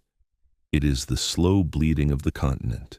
To map these unimaginable labyrinths, a specific, deeply obsessive breed of human explorer has dedicated their entire lives to pushing a thin nylon string further into the absolute unknown. The surveying of a deep flooded cave system is not accomplished with satellites or remote-controlled drones. It is an excruciatingly slow, fiercely manual, and intensely dangerous physical process. It requires a diver to swim into the pitch blackness, tying off their continuous guideline to a stable rock outcropping every few dozen feet, manually measuring the exact distance, depth, and compass heading of each segment, and carefully recording the data on a small underwater slate. When you consider that the Sac Actun system boasts over 230 miles of intricately mapped underwater passages, the sheer scale of human effort becomes terrifying. These explorers spend hours suspended in freezing, dark water, miles away from the nearest exit, pushing themselves through agonizingly tight restrictions where the limestone scrapes against their fragile life support equipment. In extreme reaches, they engage in no-mount diving, where space becomes so unfathomably small they must physically unclip heavy metal breathing cylinders from their bodies, push the tanks completely blindly through the jagged hole, and exhale to deliberately compress their own rib cages to wriggle their soft biology through crushing rock. Why subject the fragile human body to such terrifying, unforgiving extremes? It is driven by the primal, unyielding human desperation to illuminate blank spaces on the map, forcing the chaotic universe into neat, comprehensible geometry. But the cave ultimately mocks this desperate pursuit of total knowledge. For every single passage painstakingly surveyed and drawn onto a two-dimensional map, 3 more unknown branching tunnels are discovered, leading off into the deep, inaccessible dark. The labyrinth is functionally infinite, continually expanding beyond the absolute limits of our technology and our breathing gas. It serves as a majestic, silent monument to the fundamental limits of human control. We can draw our little lines on paper, proudly naming massive chambers after our own surface world concepts, but we can never actually own the cave. We are merely transient biological sparks, briefly illuminating a profound darkness that will inevitably outlast our entire species. Yet, the deep cave is not entirely devoid of human history. It serves as the most pristine, unforgiving museum of early human existence ever discovered, because the absolute environment of the flooded aquifer perfectly arrests normal biological decay. The deep tunnels successfully preserve the tragic stories of the first human beings to ever walk across the American continents. Imagine drifting incredibly slowly through a massive, cathedral-like chamber located more than a mile back from the nearest jungle entrance. Hovering in water so clear, it feels exactly like flying through a vacuum. As your dive torch sweeps across the pale, silty floor, the brilliant beam suddenly catches the unmistakable hollow curve of a human skull. This is not the debris of a modern tragedy. These are the physical remains of individuals who lived, breathed, and died more than 13,000 years ago during the late Pleistocene epoch, when continental ice sheets still gripped the northern hemisphere and global sea levels were hundreds of feet lower than today. During that ancient era, these sprawling underwater labyrinths were completely dry. They were echoing, terrifying terrestrial caves, offering desperately needed shelter from harsh elements, but also presenting lethal hidden drop-offs in the pitch blackness. The remains resting perfectly undisturbed on the cave floor belong to ancient hunter-gatherers, teenage girls and young men who ventured too deeply into the lightless maze, carrying nothing more than flickering torches of burning resin. Perhaps their fire suddenly went out, leaving them completely blind in absolute darkness. Perhaps they simply slipped on damp, uneven limestone and fell into a deep pit from which they could not escape. They died alone, terrified, in the deepest, darkest margins of their world. For millennia, their fragile bones rested in the silent dark, slowly becoming encased in the slow drip of calcium carbonate. And then, as the great ice age ended and the relentless ocean began to rise, the heavy, frigid salt water crept silently up through the porous bedrock, gently flooding the massive chamber and swallowing their tragic resting place perfectly and forever. When you hover neutrally buoyant above these incredibly ancient, perfectly preserved human remains, suspended in the absolute silence of the deep aquifer, the staggering contrast between their world and yours is emotionally overwhelming. You are looking directly across an unimaginable chasm of time, staring at physical evidence of a life that ended violently more than 100 centuries before the very first pyramids were constructed in the Egyptian desert. This ancient individual experienced profound fear, fierce hunger, and desperate hope, completely consumed by the immediate overwhelming urgencies of their incredibly brief biological existence. Now they are nothing more than a permanent, silent feature of the geological landscape, deeply embraced by the cold, heavy water. It is a profoundly humbling realization that absolutely everything we currently obsess over, our deeply personal anxieties, our grand civilizational ambitions, our loud, frantic attempts to be remembered, will eventually be swallowed by the silent turning of the earth. We instinctively view this ultimate erasure as a profound tragedy, a terrifying loss of human meaning. But if you allow yourself to sink deeply into the absolute quiet of the cave, you can easily find a magnificent, deeply liberating peace in that very same realization. The heavy, unyielding burden of having to be important, the exhausting race to constantly build monuments to our own egos, is gently and permanently lifted by the crushing pressure of deep time. You do not have to conquer the universe. You do not have to leave an indelible, permanent mark upon the world. It is perfectly enough to simply exist for a brief, beautiful moment to witness the incredible, terrifying majesty of the physical planet, and then quietly return your borrowed elements back to the dark, silent earth. The ancient teenager resting on the floor of the blue hole is not lost. They are securely held in the safest, most beautiful vault on the entire planet, embraced forever by the incredibly clear water and solid, unyielding bedrock. As you slowly turn your body away from the silent graveyard and begin the complex journey back toward the distant entrance, let that profound geological peace completely settle over your exhausted mind. Allow the rhythmic, hypnotic sound of your underwater breathing to become a gentle metronome, perfectly counting down the incredibly slow, majestic passage of deep time. The water completely surrounding you is incredibly heavy, perfectly supportive, and flawlessly calm. It carries the ancient memory of the ice ages, the slow chemical digestion of the limestone, and the quiet resting places of the forgotten dead. Let that heavy water wash away all the frantic, stressful urgencies of your modern waking life.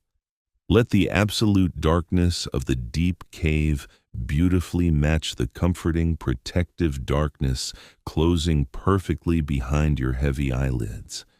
You are safe. You are tethered to the distant light, but completely free to rest in the perfect, undisturbed quiet of the dark. The massive world will effortlessly continue to turn without you. The underground rivers will slowly bleed into the ocean, and the pale creatures will swim silently. Surrender to the indifference of the planet and drift incredibly slowly, weightlessly down into the absolute calm, profoundly deep embrace of a completely dreamless sleep. To truly appreciate the staggering scale and the haunting geometry of these submerged geological anomalies, we must travel slightly further south, leaving the dense jungles of the Yucatan Peninsula and venturing out into the open, vibrant expanse of the Western Caribbean Sea. Here, suspended perfectly within the sprawling biological engine of the Mesoamerican Barrier Reef, lies perhaps the most iconic and visually terrifying sinkhole on the entire planet. From the elevated perspective of a low-flying aircraft, the Great Blue Hole of Belize appears as an absolute, perfect circle of bottomless dark indigo, punched with impossible mathematical precision directly into the center of a brilliant turquoise coral atoll. It is a flawless 1,000-foot wide pupil of the ocean, staring silently upward at the endless sky. The surrounding reef is a shallow, frantic metropolis of marine life, teeming with brightly colored parrotfish, patrolling reef sharks, and the endless crackle of snapping shrimp. It is a world characterized by constant, desperate, sun-driven competition. But the blue hole itself is a profound void, a stark, sudden absence of life and light that drops away into the limestone platform for over 400 feet. It is a majestic, terrifying monument to catastrophic structural failure, a deep flooded grave sitting silently in the exact center of a vibrant coral nursery. To comprehend the violent genesis of this perfect circle, we must once again cast our minds back into the deep geological past, returning to the harsh grip of the Pleistocene epoch. When the vast continental ice sheets had violently stolen the oceans and lowered global sea levels by nearly 400 feet, this thriving reef simply did not exist. Instead, a massive, echoing, dry limestone cavern stood upon a high, arid plateau, carved out over millions of years by the slow chemical digestion of slightly acidic rainwater. For thousands of years, mineral-rich water dripped patiently from the porous ceiling in the absolute dark, depositing microscopic, invisible layers of calcium carbonate to slowly form some of the most massive stalactites on the planet. But as the global climate eventually warmed and the immense northern glaciers began their slow retreat, the heavy, relentless ocean slowly rose to reclaim the land. The deep cavern was gradually flooded, the increasingly heavy water eating away at the structural integrity of the massive, unsupported limestone roof. And then, in one catastrophic, incredibly violent geological instant, the entire ceiling simply gave way. Millions of tons of solid bedrock collapsed inward with a devastating force that defies modern human imagination, sending a massive shockwave across the ancient Caribbean basin and exposing the deep submerged cathedral perfectly to the open sky. When you slip beneath the surface and begin your incredibly slow, controlled descent down the sheer, vertical limestone walls of this massive abyss, you experience a terrifying, rapid subtraction of biology. In the first 50 feet, the water is warm, well-lit, and completely filled with the familiar, comforting chaos of the tropical reef. But as you sink deeper, crossing the threshold of 100 feet, the vibrant colors are violently stripped away by the crushing depth. The warm reds and brilliant yellows fade entirely into a muted, heavy, monochromatic blue. The frantic schools of tropical fish vanish, unwilling to venture into a vertical environment that offers absolutely no shelter and no sustenance. At a depth of exactly 130 feet, you abruptly encounter the silent, haunting remnants of the ancient dry world. Hanging ominously from the deeply recessed overhangs of the cavern wall are colossal stalactites, massive stone icicles measuring up to 40 feet in length and weighing tens of thousands of pounds. They are suspended in the heavy salt water like the petrified teeth of some mythological leviathan. Navigating your fragile biological body through the silent forest of hanging stone is a deeply humbling experience. You are forced to confront the impossible, crushing weight of the geological past hanging directly over your incredibly vulnerable head, held in place only by the silent bonds of ancient chemistry. If you were to possess the highly specialized diving equipment required to push past these massive stone sentinels and descend entirely to the absolute bottom of the sinkhole, over 400 feet below the bright surface, you would enter an environment of such total hostility that it challenges our very definition of the ocean. The floor of the Great Blue Hole is a completely anoxic basin, a perfectly stagnant, zero-oxygen dead zone where the heavy hypersaline water sits completely trapped, unable to mix with the oxygenated currents of the surface. But this terrifying environment serves a profoundly beautiful scientific purpose. Because there are absolutely no burrowing worms, no scavenging crabs, and no benthic marine life of any kind to disturb the bottom, the floor acts as a perfect, completely incorruptible sediment trap. Over tens of thousands of years, an incredibly fine, continuous rain of microscopic organic debris has slowly fallen from the surface, settling onto the anoxic floor to form perfectly distinct, undisturbed layers of geological memory. When paleoclimatologists meticulously extract long cylindrical core samples from this sediment, they are literally reading the detailed, highly specific diary of the Earth's climate, identifying exactly when ancient droughts ravaged the Mayan civilization.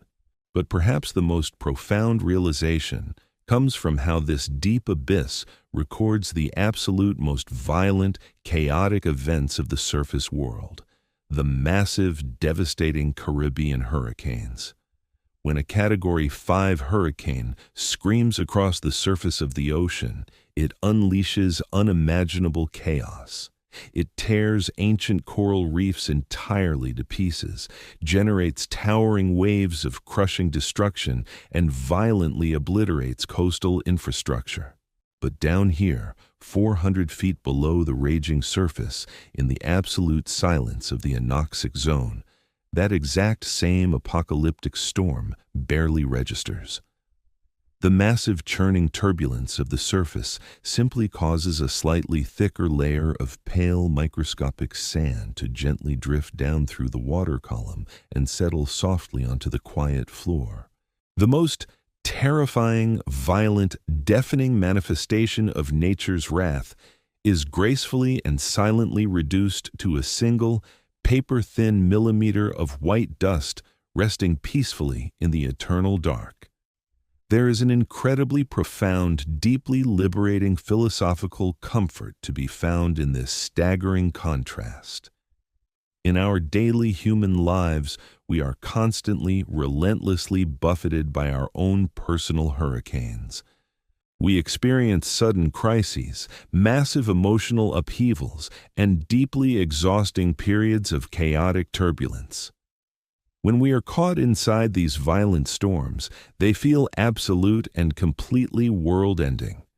We mistakenly believe that the loud, frantic noise of our immediate suffering is the only reality that actually exists.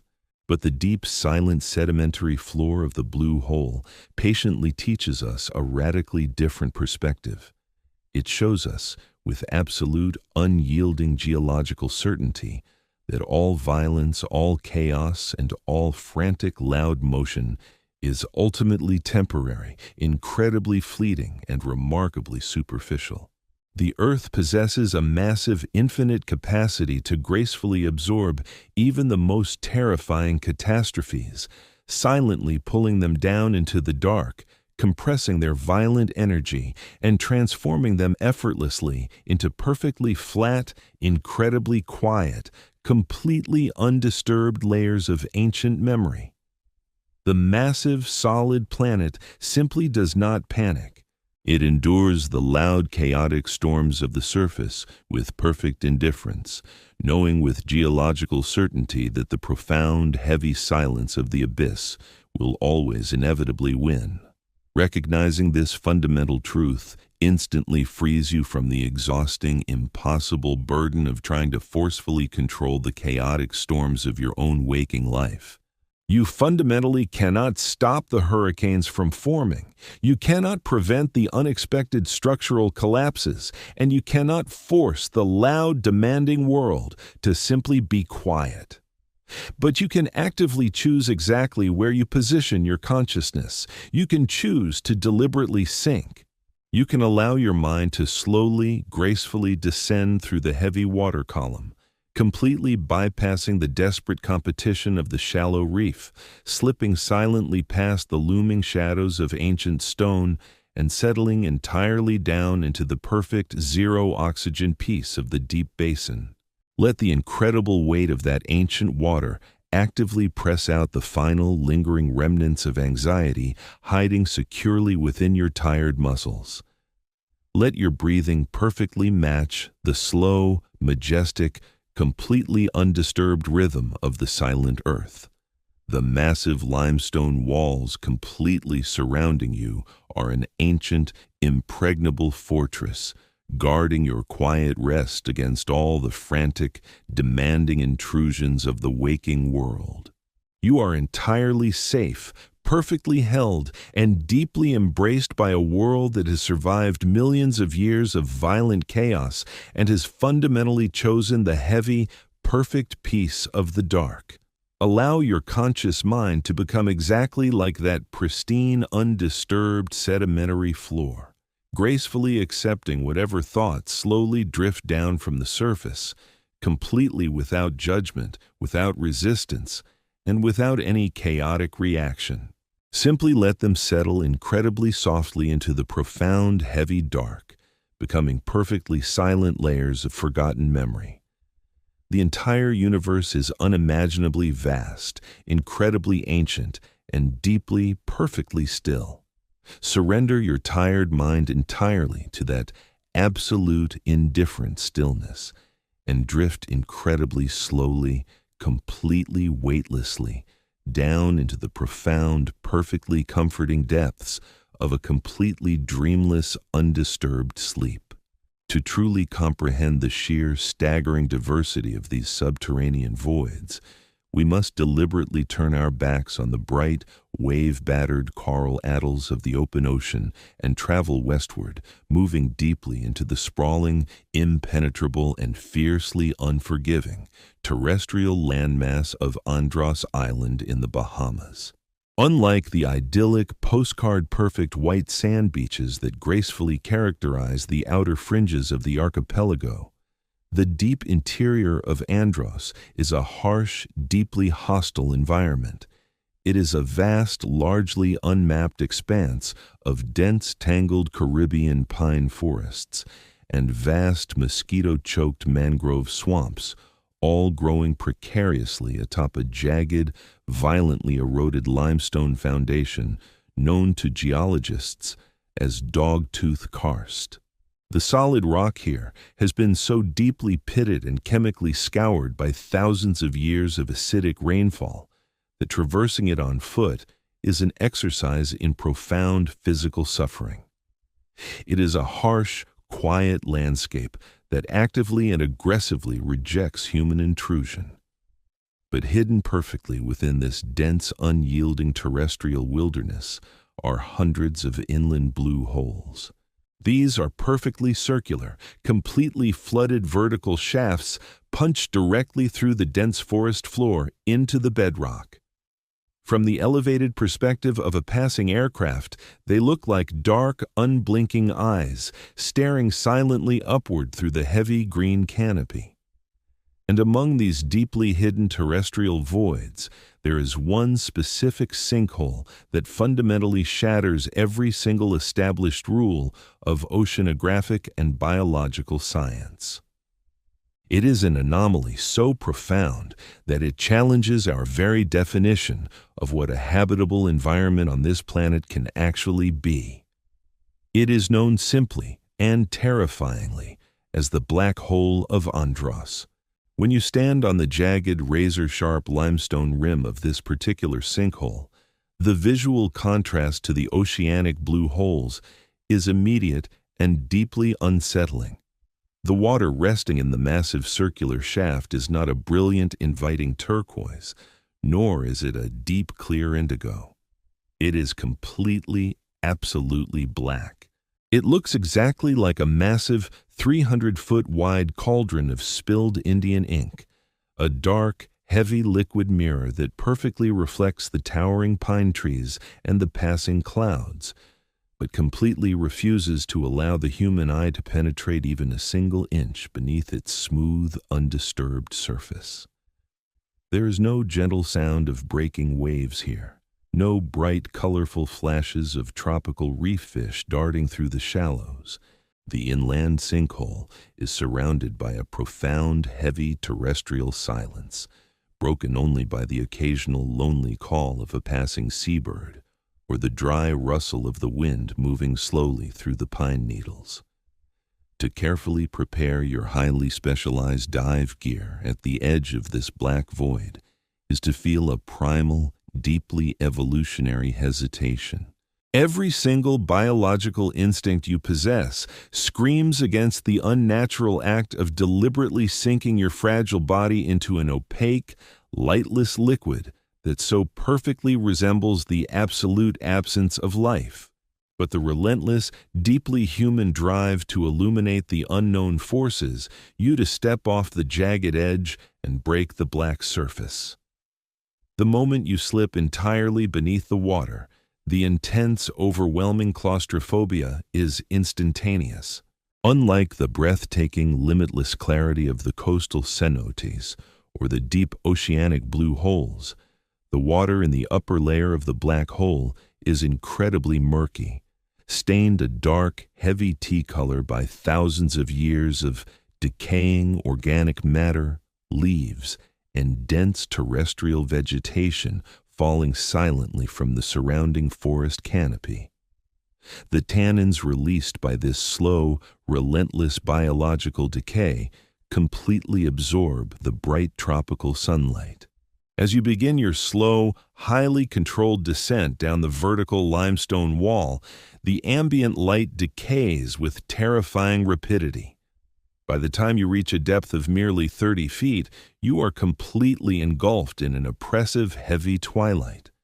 You are forced to rely entirely on the narrow, artificial beam of your primary dive torch, which struggles desperately to cut through the thick, suspended particulate matter. The water is surprisingly fresh and remarkably cool, a captured lens of ancient rainwater floating heavily above the marine saltwater deep below. You are sinking blindly through an organic soup, completely untethered from the sunlit world, falling incredibly slowly through a dark, liquid void that feels more like a suspended terrestrial swamp than any known part of the global ocean. At a depth of approximately 60 feet, the most terrifying and profoundly alien physical feature of the entire sinkhole silently reveals itself. The beam of your dive torch, previously cutting faintly through the dark tea-colored water, suddenly strikes a completely solid, impenetrable physical boundary.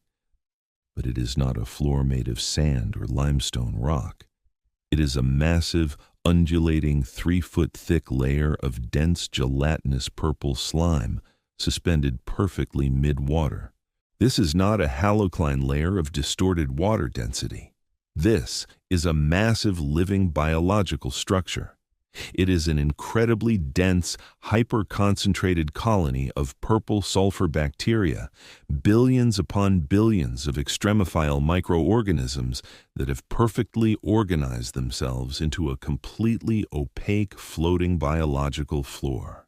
Because the deep sinkhole is completely protected from the chaotic wind and the tidal mixing of the open ocean, these ancient bacteria have been able to peacefully multiply entirely undisturbed for over 8,000 years, creating a permanent living ceiling that completely seals off the lower depths of the cavern. When you physically touch this layer, the sensation is profoundly unnatural. It does not feel like water. It feels thick, viscous, and distinctly slimy, brushing heavily against your exposed skin and coating your specialized dive gear in a fine, dark purple film. But the true staggering impossibility of this bacterial layer is not its gelatinous texture. It is its completely alien thermodynamics. As you slowly sink your body directly into the thick purple biological fog, the physical temperature of the water suddenly and violently skyrockets. In any normal body of water on Earth, the temperature naturally drops as you descend further away from the warm, life-giving radiation of the sun. But the black hole of Andros aggressively defies this fundamental physical law. The massive dark purple layer of incredibly dense bacteria acts exactly like a giant biological solar panel. It actively absorbs every single remaining photon of sunlight that manages to penetrate the dark tea-colored water above, and it violently converts that captured solar energy directly into intense physical heat. As you push your fragile body blindly through the 3-foot-thick layer of purple slime, the water temperature surges to a staggering, suffocating 100 degrees Fahrenheit. You are hundreds of feet entirely removed from the bright surface, floating in total, absolute darkness, completely surrounded by millions of tons of freezing bedrock. And yet you are being aggressively, physically boiled by a massive colony of microscopic extremophiles. It is an environment so intensely alien, so deeply contrary to normal terrestrial physics, that early scientific explorers absolutely refused to believe their own highly calibrated digital thermometers, assuming the extreme pressure had simply broken their instruments. You are forced to endure this claustrophobic, incredibly hot biological oven for what feels like an eternity of blind, suffocating descent, your heart racing violently in the unnatural heat. And then, as abruptly as it began, you drop completely through the bottom of the purple bacterial layer. The transition is violent and immediate. You plunge instantly back into incredibly clear, freezing cold water. But this lower chamber is fundamentally different from anything you have experienced before. You have entered the absolute unyielding dead zone. The incredibly dense layer of living purple bacteria hovering above your head completely blocks out all remaining sunlight, rendering the cavern below in a state of absolute, perfect, permanent, zero-light blackness. Furthermore, the bacteria aggressively consume every single available molecule of dissolved oxygen, creating a massive, terrifying anoxic abyss. The water down here is ancient, heavy, hypersaline ocean water that has not seen the light of day nor interacted with the terrestrial atmosphere for over 10 millennia. It is completely, perfectly sterile. There are no blind cave fish here. There are no ancient remipedes. There is absolutely nothing but the crushing pressure, the freezing cold, and the incredibly fine white powder of calcium carbonate slowly falling like microscopic snow from the limestone walls. You are completely alone, floating silently in a dark, flooded vault that is entirely sealed off from the living biosphere by a massive floating wall of burning purple bacteria. hovering in this freezing, oxygen-starved abyss, completely trapped beneath a boiling ceiling of ancient extremophiles. You are forced to fiercely confront the absolute, terrifying adaptability of life on Earth. We constantly gaze upward at the distant glittering stars, aggressively spending billions of dollars to build massive, complex orbital telescopes, desperately searching the cold vacuum of deep space for any tiny, fleeting signs of extraterrestrial life. We imagine that alien biology will inevitably require completely different atmospheric conditions and exist on incredibly distant, unreachable planetary bodies. But the black hole of Andros elegantly proves that we do not need to leave the gravitational pull of our own planet to encounter completely alien ecosystems. Right here, hidden silently beneath the jagged limestone forests of the Bahamas, life has violently and beautifully adapted to an environment that is fundamentally, chemically hostile to human existence. The purple sulfur bacteria do not need oxygen to breathe. They do not need the open, chaotic ocean. They thrive perfectly in the dark, acidic, stagnant isolation of the deep sinkhole, creating their own intense biological heat and building massive suspended cities of purple slime entirely without our knowledge or our permission. They are the undisputed microscopic rulers of a subterranean kingdom that operates on chemical and physical rules, completely divorced from the familiar, sunlit world we arrogantly claim to conquer. There is an incredibly profound, deeply liberating philosophical comfort to be discovered in the absolute success of these terrifying extremophiles. We are a species plagued by a deep, exhausting anxiety about our own biological fragility. We obsess constantly over our meticulously controlled environments, our perfect air conditioning, and our highly sanitized food supplies, living in a constant, low-level state of absolute fear that the chaotic natural world will suddenly turn against us and effortlessly wipe us out. But the deep, dark, boiling waters of the inland sinkhole silently teach us that the biological concept of life itself is unimaginably tough, relentlessly persistent, and infinitely creative. The Earth is not a fragile, delicate glass ornament that requires our constant, stressful protection. It is a massive, highly robust, deeply terrifying biological engine that will continue to generate entirely new, incredibly complex forms of life long after the very last human being has taken their final breath. The planet simply does not need us to successfully function. It does not require our conscious observation to be magnificent. It operates perfectly, beautifully, and violently in the absolute pitch blackness, completely indifferent to our profound existential dread. As you hang suspended in the perfect freezing clarity of the anoxic dead zone, staring blindly upward at the invisible, boiling purple ceiling that separates you from the surface, allow that profound, heavy geological indifference to completely wash over your exhausted mind. You are fundamentally insignificant in the incredibly vast ancient history of this planet, and that insignificance is not a tragedy. It is a beautiful, deeply comforting liberation. You do not have to carry the massive, crushing weight of the entire world upon your fragile shoulders. The world has been successfully managing itself perfectly for billions of years without your anxious intervention, and it will effortlessly continue to do so.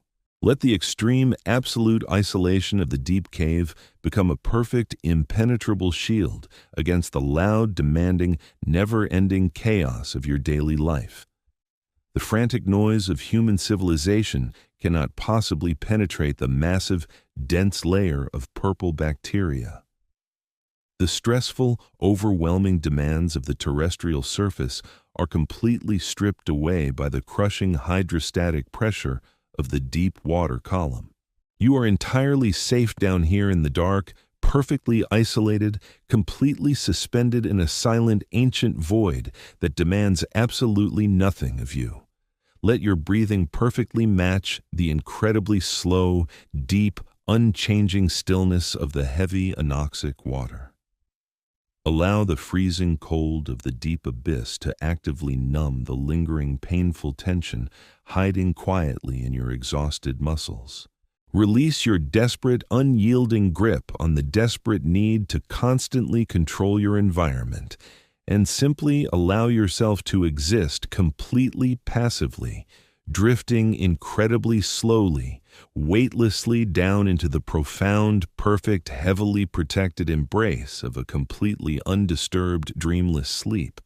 To truly grasp the grand, sweeping narrative of these subterranean oceans, we must deliberately zoom out from the isolated cauldron of the black hole of Andros and drastically expand our perspective to encompass the entire geographical footprint of the Bahamian archipelago. When viewed on a standard maritime map, the Bahamas appear as a scattering of solid, distinct islands resting peacefully in the shallow sea. But this two-dimensional representation is a profound geological lie.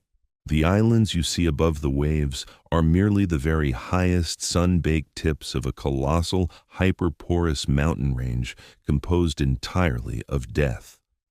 For over 100 million years, countless trillions of microscopic marine organisms, corals, and shelled mollusks have lived, died, and rained down upon the ocean floor. Their tiny calcium carbonate skeletons have slowly compressed under their own massive accumulating weight, building a towering submerged plateau that is over 3 miles thick. The entire Bahamian platform is not solid terrestrial rock.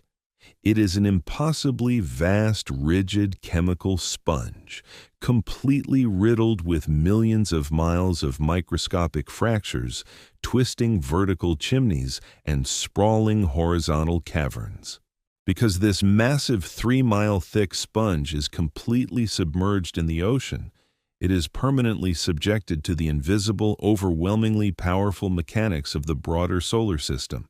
We often mistakenly think of the deep flooded cave systems as perfectly still, stagnant environments, sealed off from the kinetic energy of the chaotic surface world. While that is beautifully true for the highly sheltered anoxic basins we have explored, it is absolutely not true for the sprawling, interconnected coastal labyrinths. These vast underground networks are profoundly alive, and they breathe with a slow, violent, and unstoppable rhythm that is dictated entirely by the massive gravitational pull of our orbiting moon. Twice every single day, as the moon travels across the sky, its immense gravity physically pulls the mass of the global ocean toward it, creating the high and low tides. But in the Bahamas, this tidal shift does not simply wash gently up against a solid beach. Instead, millions of gallons of heavy salt water are aggressively, violently forced directly into the porous limestone platform as the tide rises, and then violently sucked back out into the open ocean as the tide falls. This phenomenon creates an incredible, terrifying mechanical force within the deep cave systems known as tidal pumping.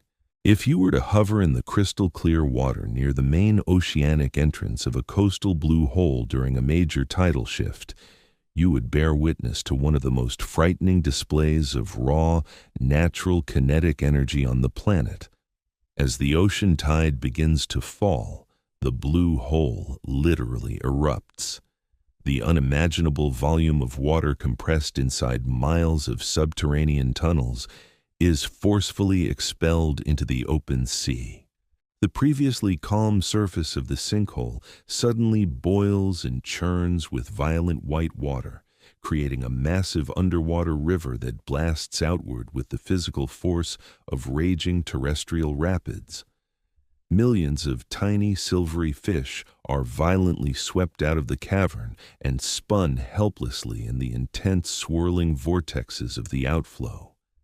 And then, A few hours later, as the tide reverses and begins to rise, the entire massive system violently inhales. The boiling outflow completely stops, the water briefly goes terrifyingly still, and then a massive, inescapable downward suction begins. The blue hole actively swallows the ocean, pulling millions of gallons of seawater back down into the pitch-black labyrinth with the unstoppable, crushing force of a freight train. For a human diver, attempting to navigate these deep tunnels during a tidal flow is a profound exercise in absolute, terrifying surrender. You cannot possibly fight the current. If you are caught inside a narrow horizontal passage, when the tide suddenly turns, the rushing water will simply take you. It will aggressively push you deeper into the lightless maze, ripping the heavy dive lights from your hands and tearing the specialized breathing regulators from your mouth if you resist. You are entirely at the mercy of the lunar gravity. To survive, you must completely relinquish your deep, instinctual human desire for physical control. You must allow your body to go completely limp, trusting the incredibly fragile nylon guideline you have securely tied off to the rock, and simply let the massive invisible hand of the ocean drag you through the dark. There is an incredibly raw, humbling beauty in this forced, absolute submission. It serves as a violent physical reminder that despite our advanced technology and inflated egos, we are completely powerless against the grand, sweeping mechanical forces of the planetary system. We do not conquer the Earth. We simply ride along its massive, indifferent currents, hoping to survive the journey. If you gracefully surrender to this terrifying pull, allowing the lunar tide to draw you incredibly deep into the darkest, most remote sections of the aquifer, where the rushing water finally diffuses into the massive sponge of the deep bedrock, you will eventually reach the ultimate silent frontier of biological life. This is the deep Stygofauna zone, an environment so incredibly extreme and completely devoid of energy and light that it makes the harsh, barren surface of Mars look remarkably welcoming. In this freezing, absolute blackness, where the tidal currents finally slow to an imperceptible microscopic crawl, evolution has produced creatures that have completely abandoned the frantic, high-energy race of the sunlit world. Here, clinging silently to the smooth, eroded limestone walls, you will find the blind cave crayfish. Unlike their colorful, aggressive, fast-moving cousins scurrying across the shallow coral reefs above, these deeply sequestered crustaceans are entirely devoid of pigmentation, their fragile, translucent bodies appearing perfectly transparent in the beam of a dive torch. They have no eyes, no defensive shells to speak of, and almost entirely lack muscle mass. But their physical fragility completely masks their most profound evolutionary triumph, their absolute mastery of extreme slowness. In the deep sequestered aquifer, there is almost absolutely no food. There is no sunlight to drive photosynthesis, and the organic debris from the surface rarely manages to travel this deep into the labyrinth. To survive in this incredibly barren, starved environment, the blind cave crayfish has dialed its biological metabolism down to an absolute, terrifying near zero. It does not actively hunt or constantly swim. It simply hangs perfectly suspended in the freezing water or rests entirely motionless on the rock for days, weeks, or even entire months at a time, expending absolutely no energy whatsoever. It waits with infinite geological patience for a single microscopic particle of organic matter to eventually drift past its highly sensitive, incredibly long antennae. Because they burn their biological energy so incredibly slowly, these tiny, fragile creatures achieve lifespans that completely defy normal human comprehension. While a surface-dwelling crayfish might live frantically for merely 2 or 3 brief years, a deeply isolated blind cave crayfish resting in the heavy, silent darkness of the aquifer can easily live for over 150 years. They are the ultimate biological monks, practitioners of an extreme evolutionary asceticism that perfectly rewards absolute stillness with incredible longevity. To observe one of these ancient, transparent creatures hovering motionless in the beam of your torch is to intimately confront a fundamentally different philosophy of existence. In our frantic modern society, we heavily conflate speed with absolute importance. We passionately believe that a successful life must be incredibly fast-paced, filled completely with constant motion, rapid consumption, and immediate reactions to every passing stimulus. We physically exhaust our bodies and heavily burn out our minds, desperately trying to outrun the ticking clock, terrified that if we stop moving, we will simply cease to matter. But the deeply wise, ancient creatures of the deep aquifer elegantly and silently prove that this human assumption is completely backwards. They survive precisely and only because they refuse to rush. They conquer the incredibly hostile, resource-starved darkness not through frantic, aggressive action, but through the profound, unyielding power of doing almost absolutely nothing. There is an incredibly deep, beautifully liberating, and profoundly healing peace to be found in actively adopting the slow, patient philosophy of the deep stygofauna. You do not always need to be moving forward to be successful. You do not always need to aggressively respond to the chaotic currents and heavy demands of the waking world.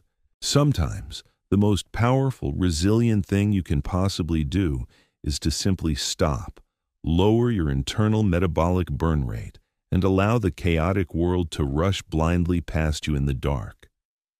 Let the incredibly profound, patient stillness of the deep, flooded limestone aquifer completely infiltrate your tired physical body right now. Imagine your own biological heart rate slowly sinking with the ancient, unhurried, perfectly calm rhythm of the blind cave creatures resting silently in the deep earth. Feel the immense gravitational pull of the distant moon washing over you, not as a chaotic force, but as a slow, predictable, deeply comforting physical tide rocking you back and forth in the perfect dark. You have entirely stepped off the incredibly loud, fast-moving treadmill of human time. Surrender completely to the heavy, unyielding perfection of that slowness, completely losing your sharp edges, and simply drift, incredibly slowly and perfectly weightlessly, down into the absolute, wonderfully dark depths of a completely dreamless, uninterrupted sleep.